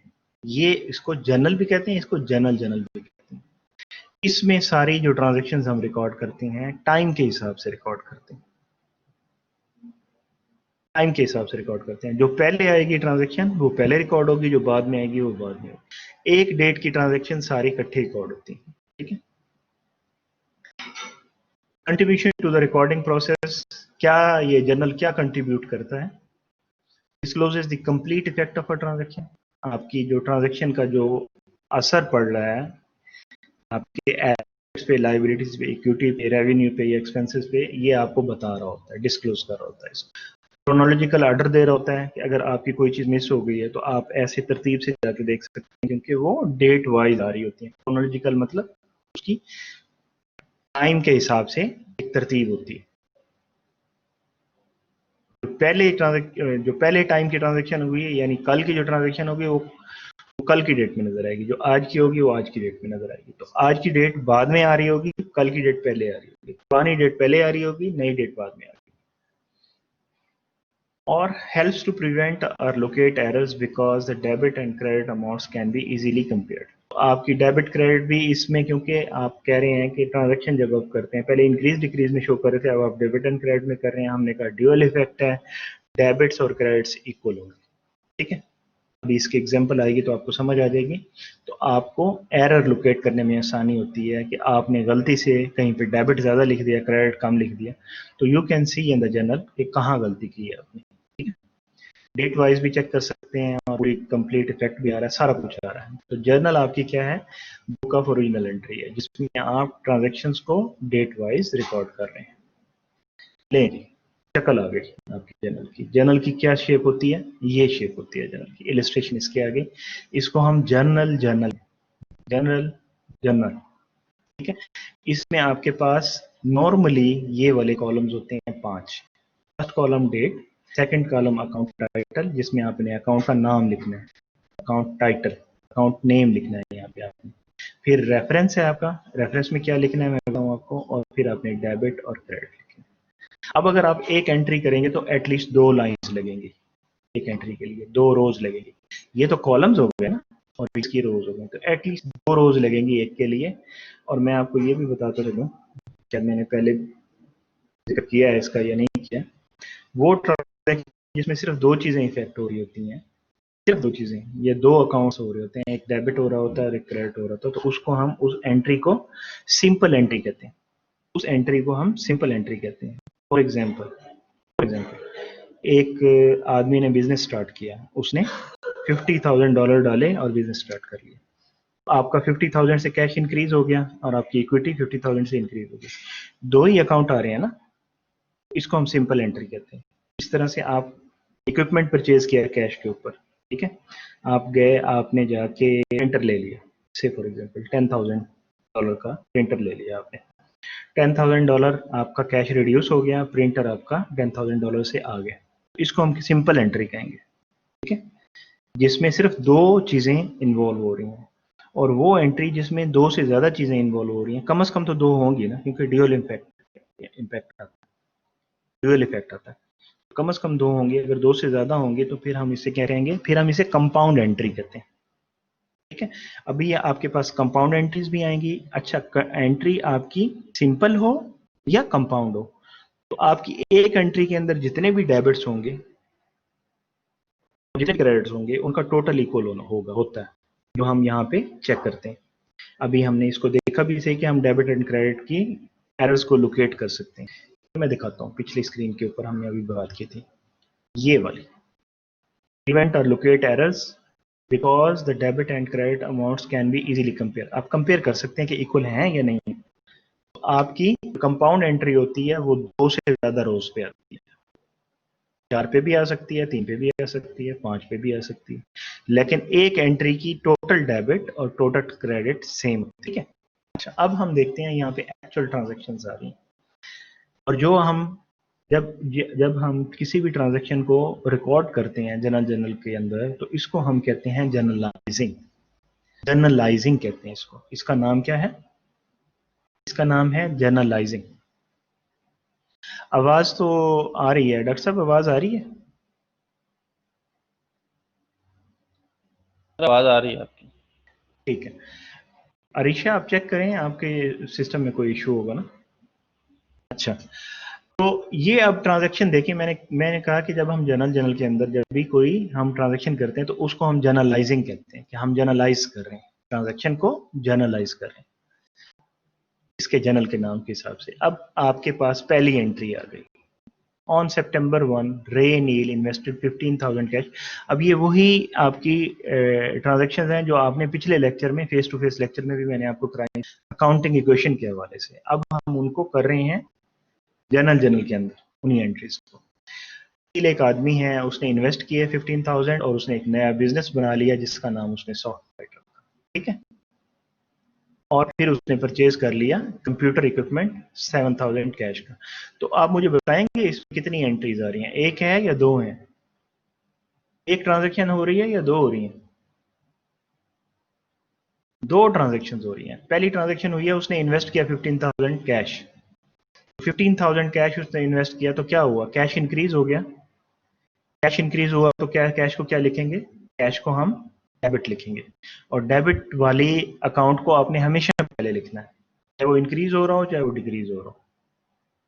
कैश 15,000 डेबिट, तो इसके साथ क्या हुआ, इसका डुअल इम्पैक्ट देखने के लिए क्या करेंगे, $15,000 कैश इंक्रीज हुआ, तो कहाँ गया ये कैश, बिजनेस के अंदर गया ना, तो ओनर इक्विटी के अंदर आपके $15,000 जा रहे हैं, ओनर कैपिटल या ओनर इक्विटी, 15,000 आपके ओनर इक्विटी के अंदर आपके चले गए, राइट जी। ये आपकी पहली ट्रांजैक्शन होगी जिसमें उसने लिखा है invested 15,000 cash in the business, ठीक है। और सेकंड ट्रांजैक्शन आपकी सेम डेट के ऊपर हो रही है, तो आप डेट एक बार डालेंगे, एक डेट के अंदर आपकी अगर 10 एंट्रीज है ना, तो आप डेट एक दफा डालेंगे, बार बार नहीं डालेंगे डेट। सितंबर 1 की अगर एक से ज्यादा एंट्रीज हैं तो डेट को आपने एक दफा लिखना है, सितंबर 1, ठीक है।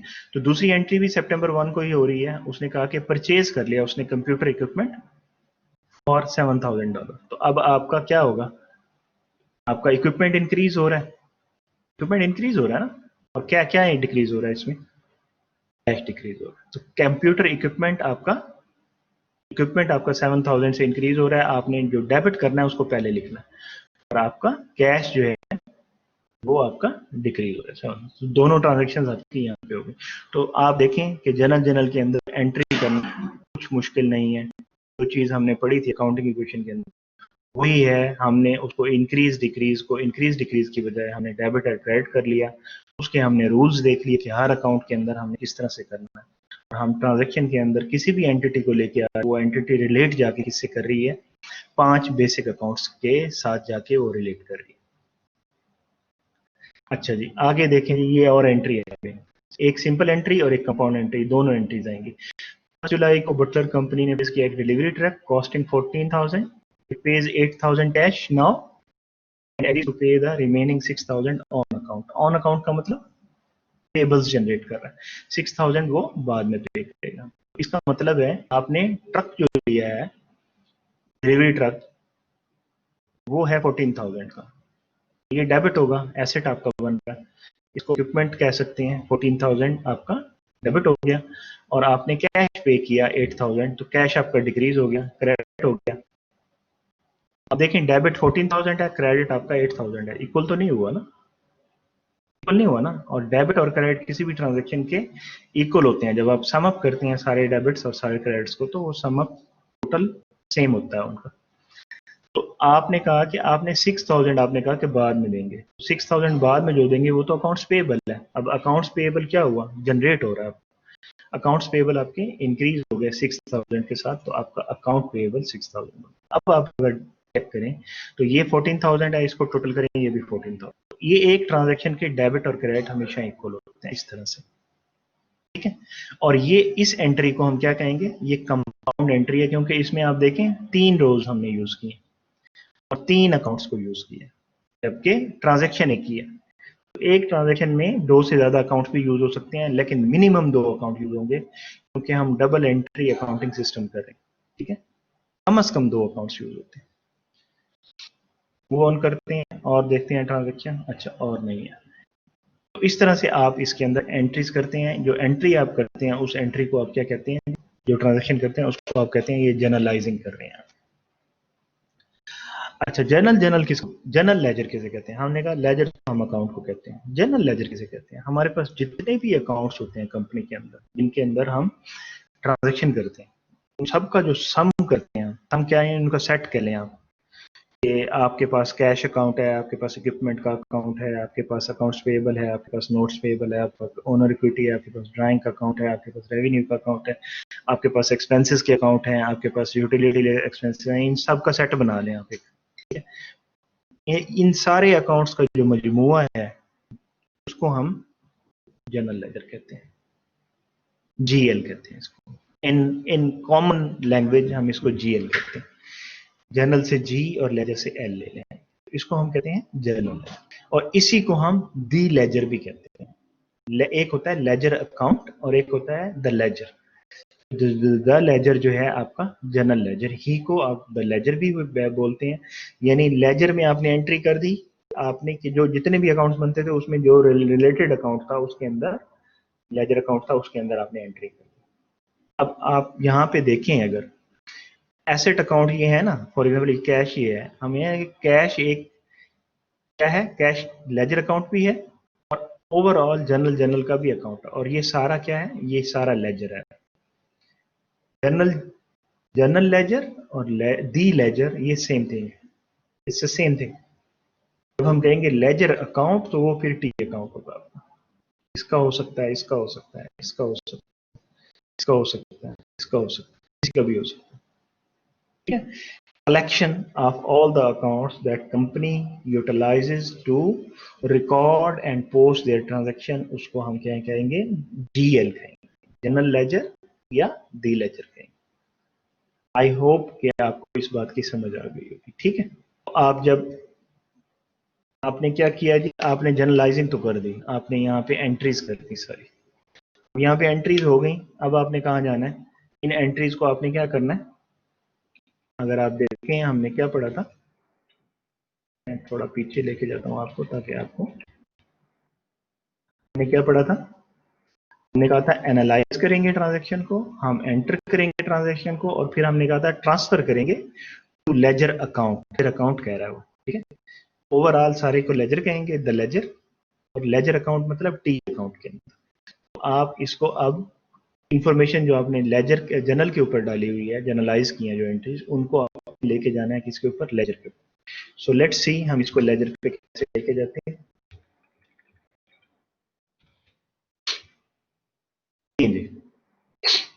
ये टी अकाउंट की आपकी स्टैंडर्ड फॉर्म है, यानी आपके लेजर अकाउंट की स्टैंडर्ड फॉर्म है, उसके आप कॉलम्स इंक्रीज कर सकते हैं। उसी टी अकाउंट के अंदर जब आप सिर्फ डेबिट और क्रेडिट को ले रहे होते हैं वो टी अकाउंट बन जाता है। उसी के अगर ज़्यादा कॉलम्स ले लें, उसके अंदर आपने डेट का कॉलम भी ले लिया, एक्सप्लेनेशन भी ले ली, रेफरेंस भी ले लिया, डेबिट क्रेडिट, और आपने रनिंग बैलेंस भी ले लिया साथ, ठीक है।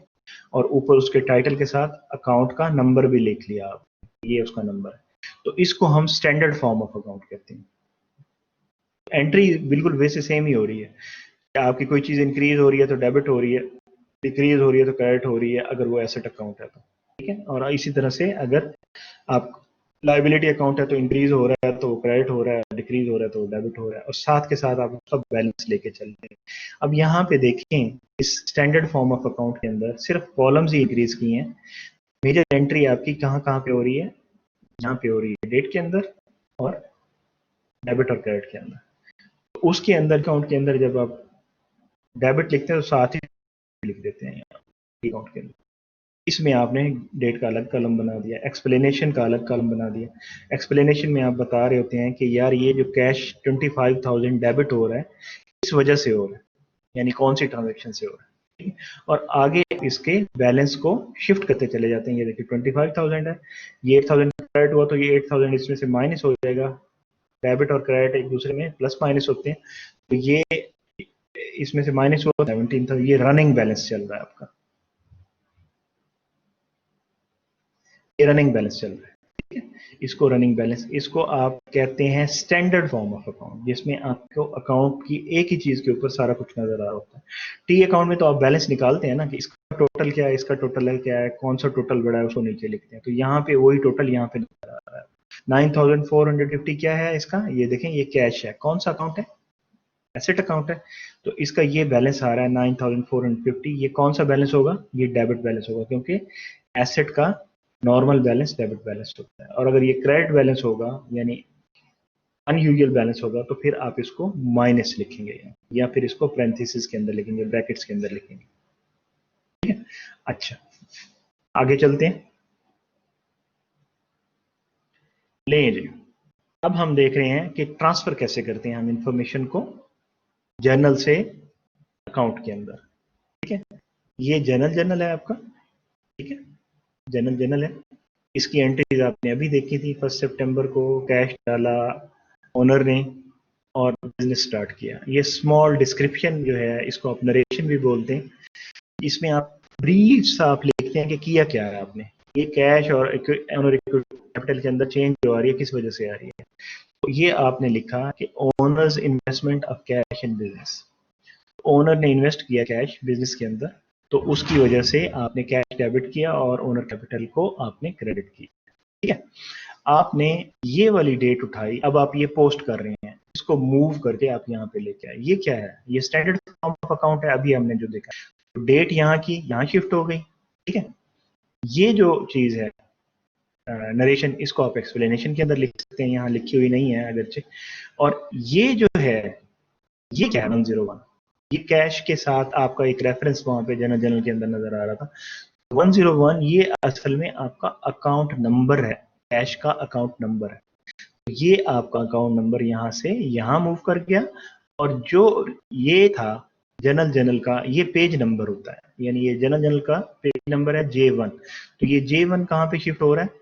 ये J1 यहाँ पे आ रहा है, देखिए ये J1 यहाँ पे आ रहा है, ठीक है। नंबर 3 पे क्या हो रहा है? ये 15,000 आपका कैश जो है, कैश था, डेबिट हो रहा था, तो इसी को आपने यहाँ से उठाया 15,000 को और यहाँ पे लिख दिया। ये 15,000 जो यहाँ पे डेबिट हो रहा था, तो यहाँ पे भी ये 15,000 डेबिट हो गया, और ये उसका रनिंग बैलेंस आ गया। इस एक एंट्री के अंदर या तो डेबिट होगा या क्रेडिट होगा। ये आपका टी अकाउंट है बेसिकली।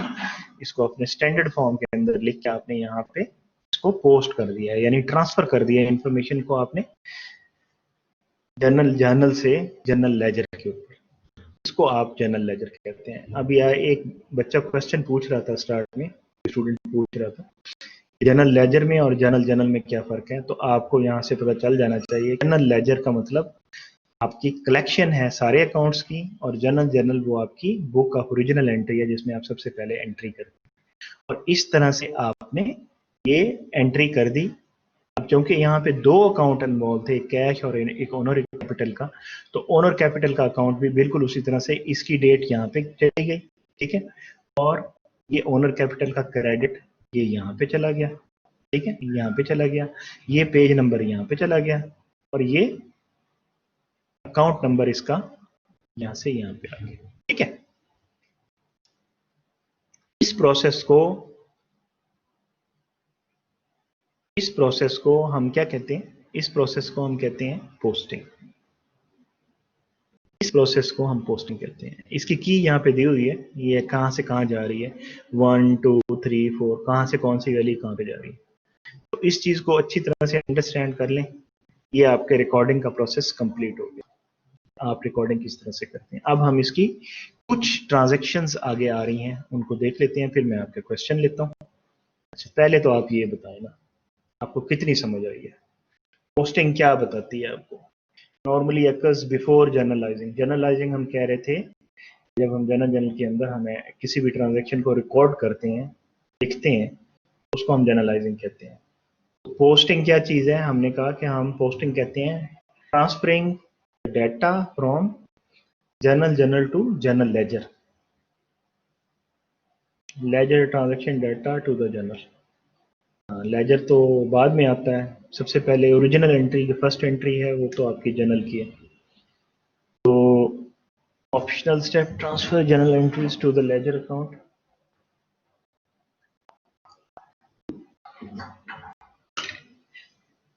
बिल्कुल सही है, डी पार्टी है, गुड। इसका मतलब समझ आ रही है, समझ आ रही है, दैट्स गुड, नाइस।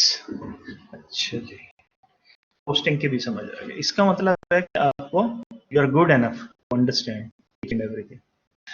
अच्छा जी, अब एक नई चीज आ गई, हमने देखा पीछे, अभी मैं पीछे लेके जाता हूँ आपको। अभी हमने देखा, हमने जो लिखा था ये स्टैंडर्ड फॉर्म ऑफ अकाउंट लिखा था, तो हमने यहाँ पे एक नंबर लिखा था अकाउंट का। ये नंबर कहाँ से आया? ये हम नंबर खुद जनरेट करते हैं, लेकिन कैसे जनरेट करते हैं? इसकी कोडिंग करते हैं, इसको हम कहते हैं चार्ट ऑफ अकाउंट्स। तो हमें पता है कि हमारी कंपनी के अंदर कितने अकाउंट्स हैं इन्वॉल्व, कितनी एंटिटीज हैं जो इन्वॉल्व होंगी ट्रांजेक्शन के अंदर। कोई नई एंटिटी आती है तो हम उसको उसका नया अकाउंट बना देते हैं, ठीक है। यानी आपका जो जनरल लेजर है या जो आपका डी लेजर है, उसको आप साथ के साथ अपडेट करते रहते हैं। लेकिन जो भी आप अकाउंट बनाएंगे नया, वो बेसिकली रिलेट तो आपकी 5 चीजों से ही करेगा ना, जो 5 बेसिक टाइप ऑफ अकाउंट्स हैं आपके। इधर वो एसेट्स में जाएगा, या लायबिलिटीज में जाएगा, या ओनर इक्विटी के अंदर जाएगा, या वो रेवेन्यूज में जाएगा, या वो एक्सपेंसेस के अंदर जाएगा। इसके अलावा तो कहीं नहीं जाएगा ना वो। तो आपके जो 5 बेसिक हैं अकाउंट्स, उनकी आप कोडिंग कैसे करते हैं ये अब हम देखने लगे हैं। एसेट्स की जो आप कोडिंग करते हैं उसमें आप कोई भी डिजिट डाल सकते हैं, नॉर्मली हम 1 रखते हैं, ठीक है। पहला अकाउंट जो है वो 01 01 है, पहला अकाउंट है। इस तरह से ये 12 अकाउंट है, ये 26 है। इसकी कोडिंग आपने खुद करनी है, खुद करनी है। लेकिन इसमें जो कोड का जो सबसे पहला जो आपका नंबर है वो शो करता है आपका कि ये आपका एसेट है। 1 के साथ जो अकाउंट स्टार्ट है वो एसेट्स के अकाउंट है। बाकी आप नंबर खुद से इनके एडजस्ट कर सकते हैं, ये आपने खुद से कोडिंग की है। तो आपके सारे एसेट्स 1 के साथ स्टार्ट हो रहे हैं, लाइबिलिटीज आपकी सारी 2 के साथ स्टार्ट हो रही हैं। बाकियों के नंबर जो है आपने खुद से असाइन कर दिए हैं, कुछ भी नंबर्स आपने खुद से असाइन कर दिए। ओनर इक्विटी आपकी 3 के साथ स्टार्ट हो रही है, रेवेन्यू आपका 4 के साथ स्टार्ट हो रहा है। एक्सपेंसेस की क्योंकि टाइप्स बहुत सारी होती हैं, जब हम डिटेल के अंदर जाएंगे तो हम देखेंगे कि एक्सपेंसेस की बहुत सारी टाइप्स हैं। लेकिन आप देखें कि ये इंटरमिंगल नहीं हो रहे, 1 किसी और में नहीं आ रहा स्टार्ट के अंदर। 1 के साथ जो स्टार्ट होगा आपको इमीडिएटली उसका कोड देख के, अकाउंट का नंबर देख के आपको पता चल जाएगा कि ये एसेट अकाउंट है। 2 को देख के आपको पता चल जाएगा ये लाइबिलिटी अकाउंट है। 3 को देख के आपको पता चल जाएगा ये ओनर इक्विटी अकाउंट है। 4 को देख के आपको पता चल जाएगा कि ये रेवेन्यू अकाउंट है। रेवेन्यू की टाइप्स भी बहुत सारी हो सकती हैं, ठीक है। Service revenue, product revenue, sales revenue, कुछ भी हो सकता है, ठीक है। तो रेवेन्यूज के अंदर भी टाइप्स आ सकती हैं काफी सारी, डिपेंड करता है आपके बिजनेस ऑपरेशंस के ऊपर। तो एक्सपेंसेस की बहुत सारी टाइप्स होती हैं। एक्सपेंसेस की जो टाइप्स होती हैं उसकी हर टाइप को आप डिफरेंट एक नंबर देते हैं। लेकिन देखें आप, ये नंबर आपका जो फर्स्ट वाला है वो नहीं मैच करता। 4 के बाद यहाँ से 5 भी ले सकते हैं, ये 6, 7, 9, ये सारे बेसिकली ये 9 के साथ जो शुरू हो रहा है ये फाइनेंशियल एक्सपेंस है, ठीक है। यूटिलिटीज, रेंट, सैलरीज, वेजेस, ये आपके वेरिएबल एक्सपेंसेस हैं, ठीक है। वेरिएबल एक्सपेंसेस क्या कहेंगे, खैर छोड़ें इस बात को फिलहाल। जब हम इन को डिटेल के साथ पढ़ेंगे तो आपको समझ आएगी। जो अंडरस्टैंड करने की बात है कि इसकी कोडिंग आप खुद करते हैं, आपके कंपनी के अंदर आप इसकी कोडिंग खुद करते हैं, अकाउंट्स नंबर खुद देते हैं। एक दफा आपने नंबर दे दिए फिर उनको चेंज नहीं करते, ठीक है। लेकिन उसमें इस चीज का ख्याल रखते हैं कि जो पहला नंबर होता है वो आइडेंटिफाई कर रहा होता है कि वो अकाउंट किस अकाउंट से आपका रिलेट करता है, मेजर टाइप्स ऑफ अकाउंट में किस मेजर टाइप ऑफ अकाउंट के साथ वो रिलेट करता है। कैश है, एसेट्स के साथ रिलेट करता है तो 1 के साथ स्टार्ट, ठीक है। इसी तरह से 2 के साथ स्टार्ट हो रहा है, जैसे अकाउंट्स पेबल है तो लाइबिलिटीज के साथ, ठीक है। और इस तरह से 3 से है तो ये सारी चीजें इस तरह।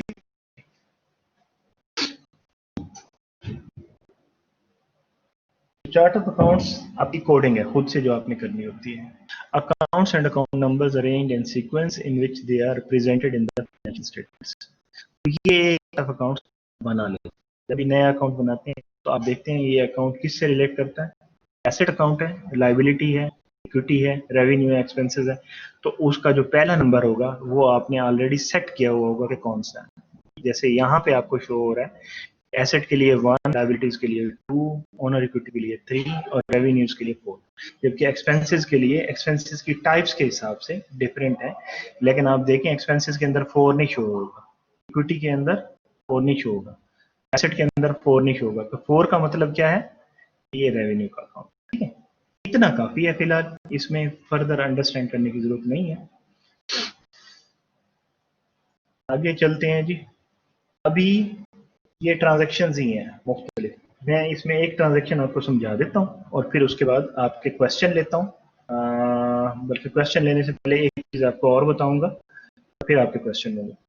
तो एक ट्रांजेक्शन आपको समझा देता हूँ और इस ट्रांजेक्शन को हम देखें, जो एनालिसिस इसका कर रहे हैं वो एनालिसिस हम अकाउंटिंग इक्वेशन के हिसाब से भी कर रहे हैं और फिर हम इसकी डेबिट क्रेडिट के हिसाब से भी एनालिसिस कर रहे हैं और फिर हम इसको जर्नल के अंदर भी लिख रहे हैं और फिर इसकी पोस्टिंग भी कर रहे हैं। ये पूरा रिकॉर्डिंग प्रोसेस को हम एक्सप्लेन कर रहे हैं कि क्या कुछ हो रहा है। एक ट्रांजेक्शन मैं आपको यहाँ पे समझा देता हूँ और फिर हम क्या करेंगे, फिर हम डायरेक्ट जाएंगे अकाउंट बैलेंसेस के ऊपर और अकाउंट बैलेंस के ऊपर बाकी इस तरह की जो ट्रांजेक्शन है वो खुद से आप देख लीजिएगा। अगर क्वेश्चन होगा तो you may ask those questions on the Telegram तो लेट्स सी इस ट्रांजैक्शन के अंदर क्या हो रहा है।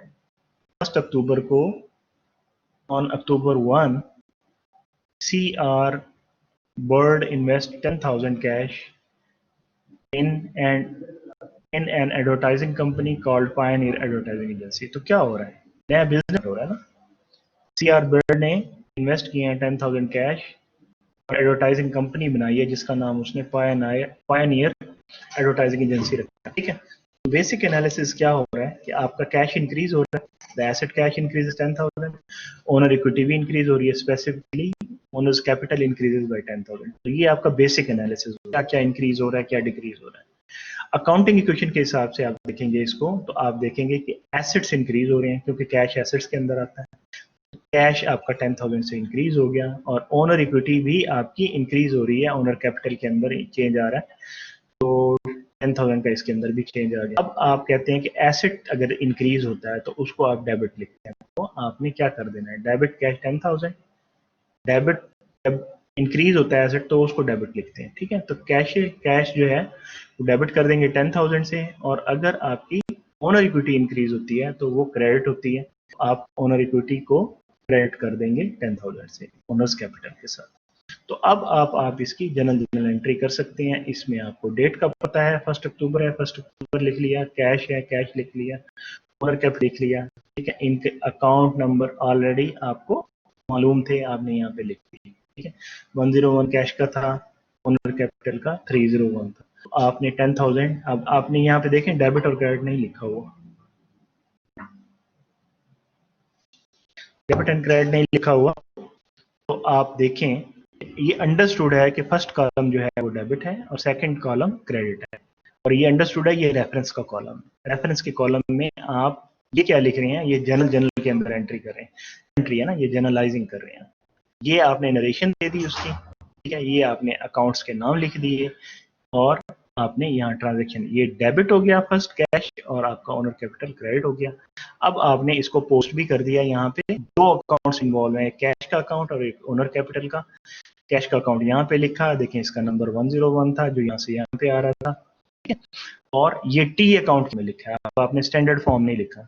टी अकाउंट में देखें ये टी बन रहा है ना, ये टी बन रहा है, इंग्लिश लेटर टी बन रहा है। ठीक है, तो आपने यहाँ डेट लिखी, कैश आपका डेबिट होता है तो डेबिट साइड पे लिख दिया, डेबिट आपका लेफ्ट साइड, लेफ्ट वाला कॉलम जो है डेबिट है, तो इसमें आपने 10,000 लिख दिया, इसको पोस्ट भी कर दिया, और ओनर कैपिटल का अकाउंट नंबर 301 था, इसको आपने क्रेडिट कर दिया, और इस यहाँ पे डेट लिख दी, और साथ ही आपने इसको क्रेडिट वाली साइड पे यानी राइट साइड पे लिख दिया आपने ओनर कैपिटल, ये अकाउंट का नाम आ गया, तो ये पोस्टिंग भी होगी। अब आप यहाँ पे देखें, आपको यहाँ स्टेप्स भी एक्सप्लेन किए हुए हैं, जैसे 3 स्टेप्स उसने स्टार्ट में बताए थे। Determine what type of account is involve, कौन कौन से अकाउंट इन्वॉल्व हैं, डिटरमाइन व्हाट आइटम्स इंक्रीज और decrease and by how much, कौन से इंक्रीज डिक्रीज हो रहे हैं और कितने इंक्रीज या कितने डिक्रीज हो रहे हैं। ठीक है, फिर आपने उसको ट्रांसलेट कर दिया डेबिट और क्रेडिट के अंदर, और उसको जनरलाइज कर दिया और उसको पोस्ट कर दिया। ये आपकी एक ट्रांजेक्शन है, इस तरह से आपने ट्रांजेक्शन को स्टार्ट में करना है जब तक कि आपको इसका पूरा मुहावरा ना हो जाए, अच्छी तरह से आपको आना है। राइट जी, तो आपने इस तरह से ट्रांजेक्शन्स करनी है। यहाँ बहुत सारी ट्रांजेक्शन्स आपको दी इस तरह से, आपने इन ट्रांजेक्शन्स को देखें, ये एक ट्रांजेक्शन दी हुई है, इसको देख सकते हैं, ये ट्रांजेक्शन दी हुई है, इसको देख सकते हैं, ये ऑप्शन दी हुई है, इसको देख सकते हैं, ये आपके पास स्लाइड्स मौजूद हैं, आपने खुद से देखना है। अच्छा, यहाँ पे एक ट्रांजैक्शन दी हुई है जो बेसिक एनालिसिस में ही आपकी पता चल गया कि इसको अकाउंटिंग ट्रांजैक्शन नहीं कह सकते, इसीलिए हमने इसको रिकॉर्ड नहीं किया। ये कौन सी transaction, October 9 pioneer hires 4 employees to begin work on October 15। 9 अक्टूबर को पायनियर ने हायर किया 4 एम्प्लॉयज को, उन्होंने काम कब स्टार्ट करना है, 15 को स्टार्ट करना है काम, और कितने एम्प्लॉयज हैं, 4 एम्प्लॉयज हैं।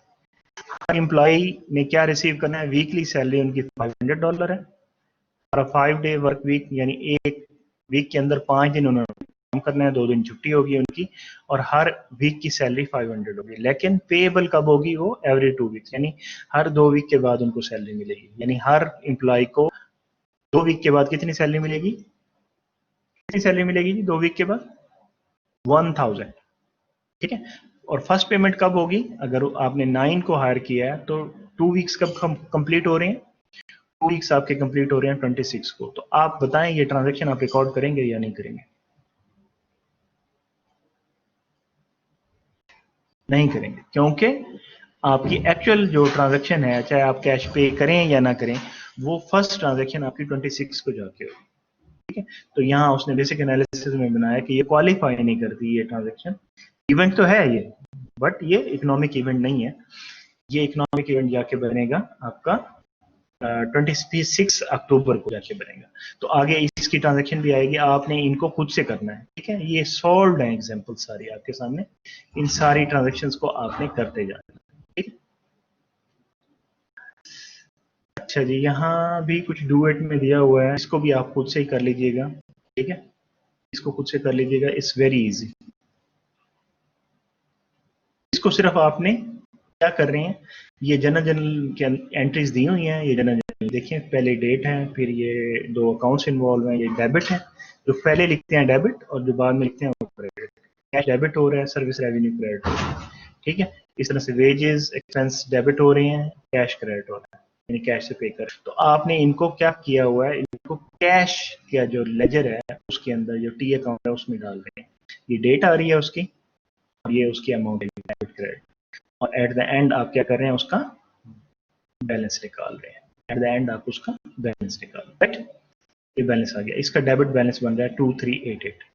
ठीक है, आपने इसको खुद से देख लेना है, इसको इट्स इजी नॉट डिफिकल्ट।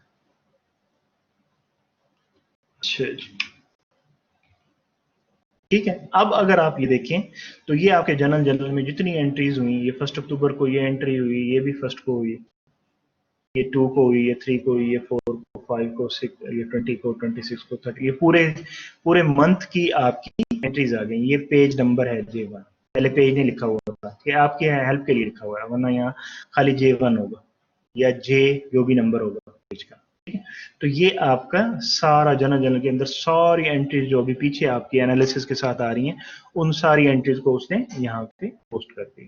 ठीक है, सारी एंट्री पोस्ट नहीं करिए, सारी एंट्रीज को रिकॉर्ड कर लिया, जनरलाइज कर दिया। सारी एंट्रीज आपकी यहाँ पे रिकॉर्ड हो गई। इनको इन स्लाइड्स को देख के अच्छी तरह से अंडरस्टैंड कीजिएगा और क्वेश्चन पूछिएगा टेलीग्राम पे। ठीक है, ये सारी समरी होगी। अब इन सब को आपने क्या क्या करना है, अब कैश की जितने भी ट्रांजेक्शन है वो कैश में ट्रांसफर होंगी, कैश के लेजर के अंदर। ओनर कैपिटल की जो होंगी वो हर अकाउंट की उसके रेलेवेंट अकाउंट के अंदर सारी ट्रांजेक्शन्स उसके अंदर जा रही है। ठीक है, ये स्टैंडर्ड फॉर्म ऑफ अकाउंट भी दिया है उसने यहाँ पे, ये बैलेंसेस आ रहे हैं रेड के अंदर। ठीक है, कैश का जो बैलेंस बन रहा है 31 अक्टूबर को, 1 अक्टूबर से लेकर 31 अक्टूबर तक आपका ये बैलेंस बन रहा है। 31 अक्टूबर को 15,200। पेबल का बैलेंस बन रहा है 2,500। ये सारे रेड में जो आपको शो कर रहे हैं ये सारे बैलेंसेस हैं। ये सारे असल में आपका ये सारा क्या है, ये डी लेजर या जनरल लेजर है, जीएल। इसके अंदर आपने पोस्ट कर दी सारी इंफॉर्मेशन जो आपने जनरलाइज की थी, वो सारी की सारी आपने पोस्ट कर दी। इसको आप देख लीजिएगा, ये सॉल्व एग्जांपल है सारी, आप देख सकते हैं। अब आपने ये जो बैलेंसेस सारे लिखे हैं, इन सारे बैलेंसेस को अब आपने इन सारे बैलेंसेस को यहाँ से उठाना है और आपने लेके जाना है एक नई जगह पे, जिसको आप कहते हैं ट्रायल बैलेंस, जो आपका लास्ट पार्ट था आज के लेक्चर का। और अकाउंट्स को कैसे लिखना है, आपने पहले बैलेंस शीट के अकाउंट्स को लिखना है। सबसे पहले एसेट्स, फिर लाइबिलिटीज, फिर इक्विटी, उसके बाद फिर आपने लिखना है रेवेन्यू और फिर एक्सपेंसेस। ठीक है, आपने 3 कॉलम बनाने हैं उसके भी। देखिए ट्रायल बैलेंस कैसे बनाते हैं जी, ऊपर आप कंपनी का नाम लिखेंगे, फिर ट्रायल बैलेंस लिखेंगे जो भी आप स्टेटमेंट बना रहे हैं। ट्रायल बैलेंस एक आपका हेल्पिंग स्टेटमेंट है जो आप बनाते हैं, इसको आप रिपोर्ट नहीं करते, ये आप सिर्फ वेरिफिकेशन के लिए बनाते हैं कि आपके डेबिट्स और क्रेडिट्स सही हो गए हैं या नहीं हुए। ठीक है, तो कैश का बैलेंस कितना आ रहा था, अगर पिछली स्लाइड पे हम जाएं देखें तो 15,200 बैलेंस आ रहा था हमारा यहाँ से। ठीक है, ये देखेंगे यहाँ पे पोस्ट हो रहा है 15,200। स्प्लाइस का बैलेंस 2,500 जाए, स्प्लाइस को देखें, स्प्लाइस का बैलेंस 2,500 आ रहा था, ये आपने 2,500। और ये सारे के एसेट्स आ रहे हैं। ठीक है, पहले 4 अकाउंट्स आपके एसेट्स के हैं। इसी तरह से आप देखें प्रीपेड इंश्योरेंस 600 आ रही है, ये एसेट है बेसिकली आपका, ये आपके नेक्स्ट लेक्चर में क्लियर होगा। इक्विपमेंट आपका है वो 5000 है, यानी मैं ये बता रहा हूँ कि प्रीपेड इंश्योरेंस को हम एक्सपेंस नहीं लेते बल्कि एसेट लेते हैं। क्यों लेते हैं ये नेक्स्ट लेक्चर में आएगा, लेकिन ये है एसेट। तो पहले एसेट के अकाउंट, फिर आपके लाइबिलिटीज के अकाउंट, उसके बाद इक्विटी का अकाउंट। जैसे आपकी अकाउंटिंग मिशन चलती है, assets is equal to liabilities plus equity, और फिर आपके इक्विटी से रिलेटेड कोई अकाउंट है, यानी आपने नया कैपिटल डाला है या आपने कोई ड्राइंग की है, वो आएगी, फिर आपके रेवेन्यू और फिर आपके एक्सपेंसेस। ये सारे अकाउंट्स जो आपने यहाँ पे किए थे, वो सारे के सब के बैलेंसेस जो आपने निकाले हैं, ये सबकी ट्रांजैक्शंस आपने की हैं, तो वो आपने सारी यहाँ, और यहाँ इसके 3 कॉलम बनते हैं। ट्रायल बैलेंस के फर्स्ट में टाइटल ऑफ द अकाउंट लिखते नहीं आप, डेबिट भी आप नहीं लिखते, क्रेडिट भी नहीं लिखते, बेसिकली आप 2 कॉलम्स बनाते, और पहला कॉलम आपका डेबिट होता है जो लेफ्ट कॉलम होता है, और राइट कॉलम आपका क्रेडिट होता है। तो जिनके क्रेडिट बैलेंस है उनको क्रेडिट बैलेंसेस के अंदर लिखें, जिनके डेबिट बैलेंसेस हैं उनको डेबिट वाली साइड पे लिखें, और उन सबको जब आप टोटल करेंगे तो इनके टोटल सेम आएंगे, और इसको हम कहते हैं ट्रायल बैलेंस। ठीक है, अब आप क्वेश्चन करें, एनी क्वेश्चन?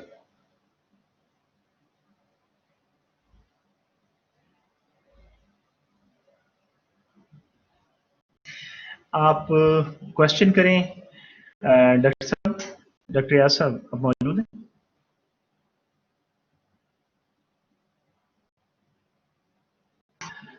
डॉक्टर याद साहब,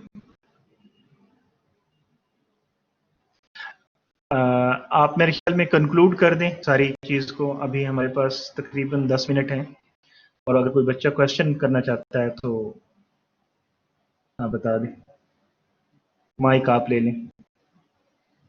इस now the mic is with mister doctor Riyaz Ahmad. ठीक है जी सर, आवाज़ आ रही है मेरी? जी सर, आ रही है आपके पास, प्लीज कंटिन्यू। जी सर। कोई अगर कमी रह गई हो तो उसको भी पूरा कर दीजिएगा काइंडली। नहीं नहीं सर, माशाल्लाह कमी क्या रहनी है, आपने माशाल्लाह बहुत अच्छा एक्सप्लेन किया है। तो अच्छा बेटे, कुछ बच्चों के क्वेश्चंस आ रहे थे, मैं सबसे पहले आप लोगों के क्वेश्चन के जो आंसर है वो एड्रेस करता हूँ। अच्छा बेटे, कुछ क्वेश्चंस कर रहे थे, उनको समझ नहीं आ रही थी डेबिट क्रेडिट के पर्सपेक्टिव से कुछ चीज़ों की, लेकिन मोस्ट ऑफ द जो है 99% जो बच्चों के कंसेप्ट हैं वो क्लियर है। मैं सिर्फ वो बच्चे जिनके क्वेश्चन थे मैं उनको एड्रेस करता हूँ। अच्छा बेटे, कुछ लोग पूछ रहे थे कि जो है ये लाइबिलिटीज़ क्यों आ रही हैं, क्यों, और उसके बाद जो हमारे पास अगर उधार की ट्रांजैक्शंस हैं तो ये डेबिट क्यों होती हैं, क्रेडिट क्यों होती हैं। अच्छा बेटे, अकाउंटिंग के बेसिकली जो है 2 किस्म की अकाउंटिंग होती है, एक है अक्रूवल बेस्ड अकाउंटिंग और एक है कैश बेस्ड अकाउंटिंग। बेटे हम बेसिकली अक्रूवल बेस्ड अकाउंटिंग को फॉलो करते हैं। अक्रूवल बेस्ड अकाउंटिंग में क्या होता है कि जिसमें हम कैश प्लस उधार, ठीक है, जिसको हम, अगर आप कह रहे हैं जी कुछ नकद ट्रांजैक्शंस होती हैं बिजनेस में और कुछ क्या होती हैं, उधार ट्रांजैक्शन होती हैं, तो दोनों ट्रांजैक्शंस को मद्देनजर रखते हुए हम क्या करते हैं, अकाउंटिंग में सारी ट्रांजैक्शंस को रिकॉर्ड करते हैं। देखिए, बिजनेस उधार पे भी चल रहा होता है और बिजनेस नकद पे भी चल रहा होता है, इसमें ये नहीं होता कि जो है ट्रांजैक्शन सिर्फ नकद रिकॉर्ड की जाएंगी, उधार को रिकॉर्ड नहीं किया जाएगा। इसलिए बेटा जो है हम अक्रूवल बेस्ड अकाउंटिंग को फॉलो करते हैं कि जिसमें नकद प्लस उधार दोनों ट्रांजैक्शन को क्या किया जाता है, रिकॉर्ड किया जाता है। इसलिए जो है हम जो सारा आपको बता रहे थे कि कुछ ट्रांजैक्शंस आपके उधार पे और कुछ नकद पे हैं, तो दोनों को हम क्या करेंगे, इसमें रिकॉर्ड करेंगे। तो एक क्वेश्चन का आंसर तो ये है, बट यार मुझे याद नहीं है किसने ये क्वेश्चन पूछा था। उसके बाद दूसरी चीज़, जर्नल के पर्सपेक्टिव से सारी चीज़ें क्लियर कर रहे थे कि जर्नल में डेबिट क्रेडिट क्या होता है। ठीक है, अब बेटे मैं जो है 5 पिलर्स को, जिन बच्चों को समझ नहीं आई, कुछ क्वेश्चन पूछ रहे थे, फिर मैं बता देता हूँ कि बेटा एसेट्स जब आपके इंक्रीज होते हैं तो ये आपके डेबिट होते हैं, एसेट्स जब डिक्रीज होते हैं तो ये क्रेडिट होते हैं, लाइबिलिटीज़ जब इंक्रीज होती हैं तो क्रेडिट होती हैं, और लाइबिलिटीज़ जब डिक्रीज होती हैं तो डेबिट होती हैं। एक्सपेंस आपके जब इंक्रीज होते हैं तो डेबिट होते हैं, ठीक है। और जो आपके रेवेन्यूज़ हैं वो आपके इंक्रीज़ होते हैं तो क्रेडिट होते हैं, कैपिटल आपका इंक्रीज़ होता है तो क्रेडिट होता है। अब यहाँ पे एक बच्चा क्वेश्चन ये पूछ रहा था कि सर अगर हम कोई एक्सपेंस पे नहीं करते तो फिर वो हमारा डेबिट से होता है। बेटा मैंने अभी आपको बताया कि अक्रूवल बेस्ड अकाउंटिंग का कोई कंसेप्ट दिया है जिसमें हम नकद और उधार दोनों ट्रांजैक्शन की बात कर रहे हैं। इसी तरह से जो आपके पास जो भी मैंने बताया कि एक्सपेंस तो आपका हो गया है, ठीक है। मसलन अगर अगर बात हम इस तरह से क्लियर करें कि आप एक घर में रहते हैं और जनवरी के महीना पूरा गुजर गया और उसका आपने रेंट पे करना है। अब देखिए वो आपका जनवरी का पूरा महीना रेंट तो आपने देना है। अगर आपने वो रेंट पे कर दिया है, ठीक है, फिर तो आपके ऊपर वो लाइबिलिटी नहीं है, एक्सपेंस तो हो चुका है। जब एक्सपेंस हो चुका है तो आपने उसको डेबिट करना है, इसीलिए जो आपका एक्सपेंस है वो क्या होता है, डेबिट होता है, क्योंकि आपका एक्सपेंस अक्कर हो चुका है। अगर एक्सपेंस पे नहीं किया, ठीक है, वो आपके सर पे भी जिम्मेदारी है, ठीक है। समझ आ गई? यानी कुछ बच्चे ये कह रहे थे कि अगर हमारा जो एक्सपेंस अभी हमने पे नहीं किया, ठीक है, तो हमारा एक्सपेंस नहीं है, हमारी लाइबिलिटी है। जैसा कि वो सर आपको बता रहे थे कि अकाउंटिंग क्या है, आपका डबल एंट्री सिस्टम है, ठीक है। जब अकाउंटिंग एक डबल एंट्री सिस्टम है जिसमें हम फॉलो करते हैं डबल एंट्री सिस्टम को, तो अगर एक डेबिट है तो एक क्रेडिट है। डेफिनेटली अगर आपके सर पे वो जिम्मेदारी है तो उसके अगेंस्ट कोई डेबिट क्रेडिट भी तो हो रहा है। अगर आपकी लाइबिलिटी इंक्रीज हो रही है तो क्रेडिट है, जैसे अगर आपका एक्सपेंस है तो एक्सपेंस क्या होगा, डेबिट होगा। इसलिए बेटा इस चीज को आपने नहीं मद्देनजर रखना कि एक्सपेंस अगर नहीं पे हुआ तो हमारा एक्सपेंस नहीं है। बेटा एक्सपेंस हो गया है, अगर आपने एक महीने के लिए घर में रहे हैं, ठीक है, तो एक महीना अगर आप घर पे रहे हैं तो वो महीना आप यूटिलाइज कर चुके हैं, तो it's means that that is your expense, वो आपका एक्सपेंस है, ठीक है। अगर पे नहीं किया, ठीक है, तो वो आपकी लाइबिलिटी, अगर पे कर दिया तो कैश क्रेडिट होगा, ठीक। वही जो आपके पास जो सर ने अभी आपको डेबिट क्रेडिट के असूल बताए हैं, यानी अगर आपने पे नहीं किया it means that this is your liability and when the liability is increase it is credit. वो आपकी लाइबिलिटी अगर इंक्रीज हो रही है तो वो क्या है, क्रेडिट है, ठीक है। इसी तरह से अगर आपने वो पे कर दी है तो आपका एसेट डिक्रीज हो रहा है, यानी कैश डिक्रीज हो रहा है। कैश क्या होता है, एसेट होता है। जब एसेट डिक्रीज हो रहा है तो आपका क्या होगा, क्रेडिट होगा। इसी तरह एक बच्चे का क्वेश्चन आ रहा था कि प्रीपेड के हवाले से, ये प्रीपेड क्या होता है। बेटा देखें प्रीपेड का अगर हम कंसेप्ट देखें, प्रीपेड का कंसेप्ट ये होता है कि अगर हम कोई चीज़ एडवांस में पे करते हैं तो बेटा प्रीपेड जो है with the passage of time, इसको हम कहते हैं करंट एसेट्स।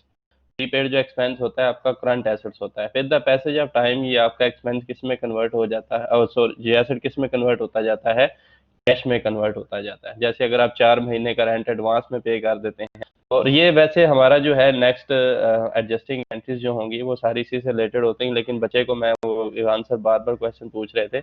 उसमें है कि अगर आप कोई एडवांस में कोई रेंट पे करते हैं, ठीक है, अगर कोई एडवांस में रेंट मतलब 4 महीने का रेंट पे करते हैं तो एक महीना गुजर जाता है तो आपका एक महीना एक्सपेंस में कन्वर्ट हो जाता है, ठीक है। इसी तरह से अगले महीना फिर अगला महीना गुजरेंगे वो आपका एक्सपेंस में कन्वर्ट हो गया, ठीक है।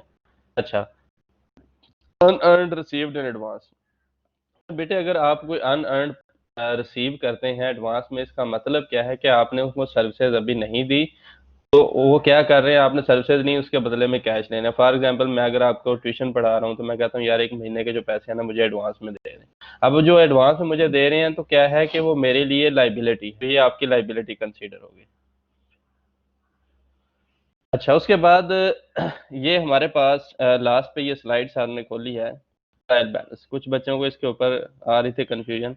अच्छा बेटे सबसे पहले ये क्या है, ये एक अकाउंटिंग साइकिल है। अकाउंटिंग साइकिल में क्या है कि जर्नल, लेजर और ट्रायल बैलेंस, ठीक है। जर्नल की भी आपको समझ आ गई, journal it's very important part, ठीक है। जर्नल ठीक होगा तो लेजर आपका ऑटोमेटिकली ठीक होगा, लेजर आपका ठीक होगा तो ऑटोमेटिकली आपका ट्रायल बैलेंस ठीक होगा, ठीक है। अब अगर आपके ट्रायल बैलेंस में कोई मिस्टेक आ रही है, सबसे पहला असूल के अगर आपने देखना है कि ट्रायल बैलेंस आपका ठीक है या गलत है, आपने देखा आपके दोनों साइडों में कहीं पे डिफरेंस आ रहा है, ठीक है।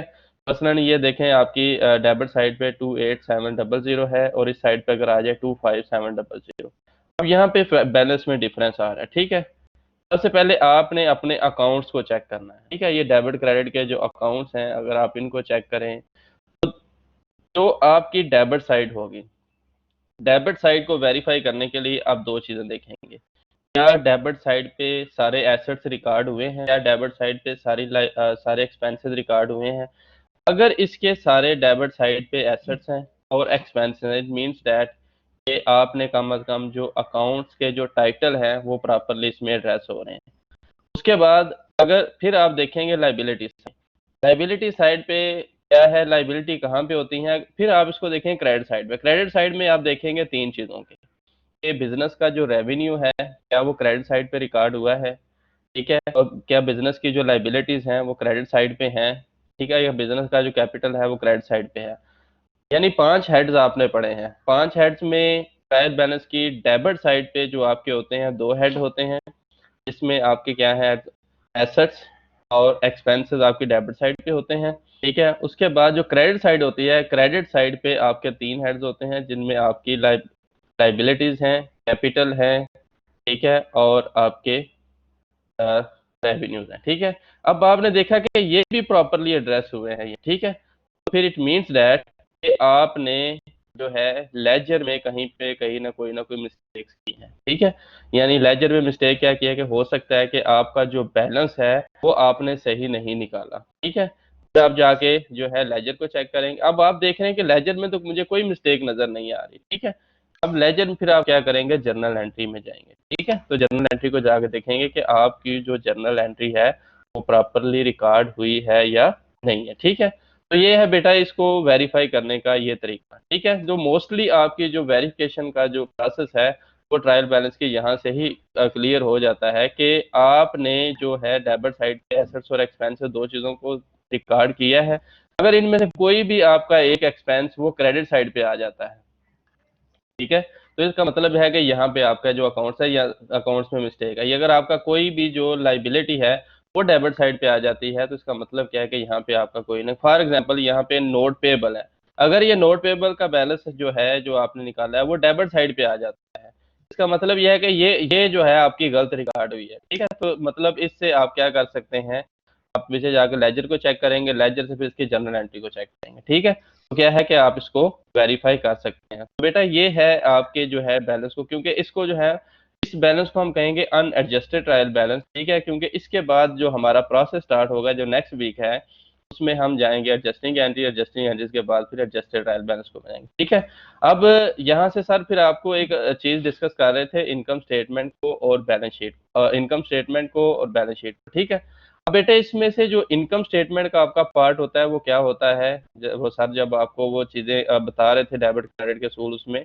अब बेटा इसमें अगर आपने देखना है कि इनकम स्टेटमेंट का पार्ट क्या होता है, ये सारा आपके पास जो फाइनल ट्रायल बैलेंस निकला है, तो जब बेटा आपने इसमें से इनकम स्टेटमेंट बनानी है तो इनकम स्टेटमेंट के लिए आपने रेवेन्यूज में से एक्सपेंसेस को लेस करना है, ठीक है। रेवेन्यू आपको कहाँ से मिलेंगे, आपको क्रेडिट साइड से मिलेंगे, ठीक है, कहाँ से मिलेंगे, क्रेडिट साइड से। और उसके अलावा जो आपके एक्सपेंसेस हैं वो कहाँ से मिलेंगे, सारे आपको डेबिट साइड से मिलेंगे, ठीक है। रेवेन्यू में से एक्सपेंसेस को जब लेस करेंगे तो आपके पास नेट प्रॉफिट या नेट लॉस आ जाएगा, ठीक है। सर टाइम एक्सपायर हो गया, सिर्फ मैं बच्चों का क्वेश्चन है वो एड्रेस कर, जी मैं उसके बाद रिकॉर्डिंग बंद कर रहा हूँ, आप फिर कंक्लूड कर दीजिएगा। बच्चों से सिर्फ ये है कि ये कह दें कि अगर कोई क्वेश्चन हो तो टेलीग्राम पे भी डाल दें, और स्लाइड्स डिस्कशन फोरम में भी कुछ क्वेश्चंस जो नहीं है बस सर वो एक डाल मिनट देंगे। में बस बचे, जी जी बस एक मिनट।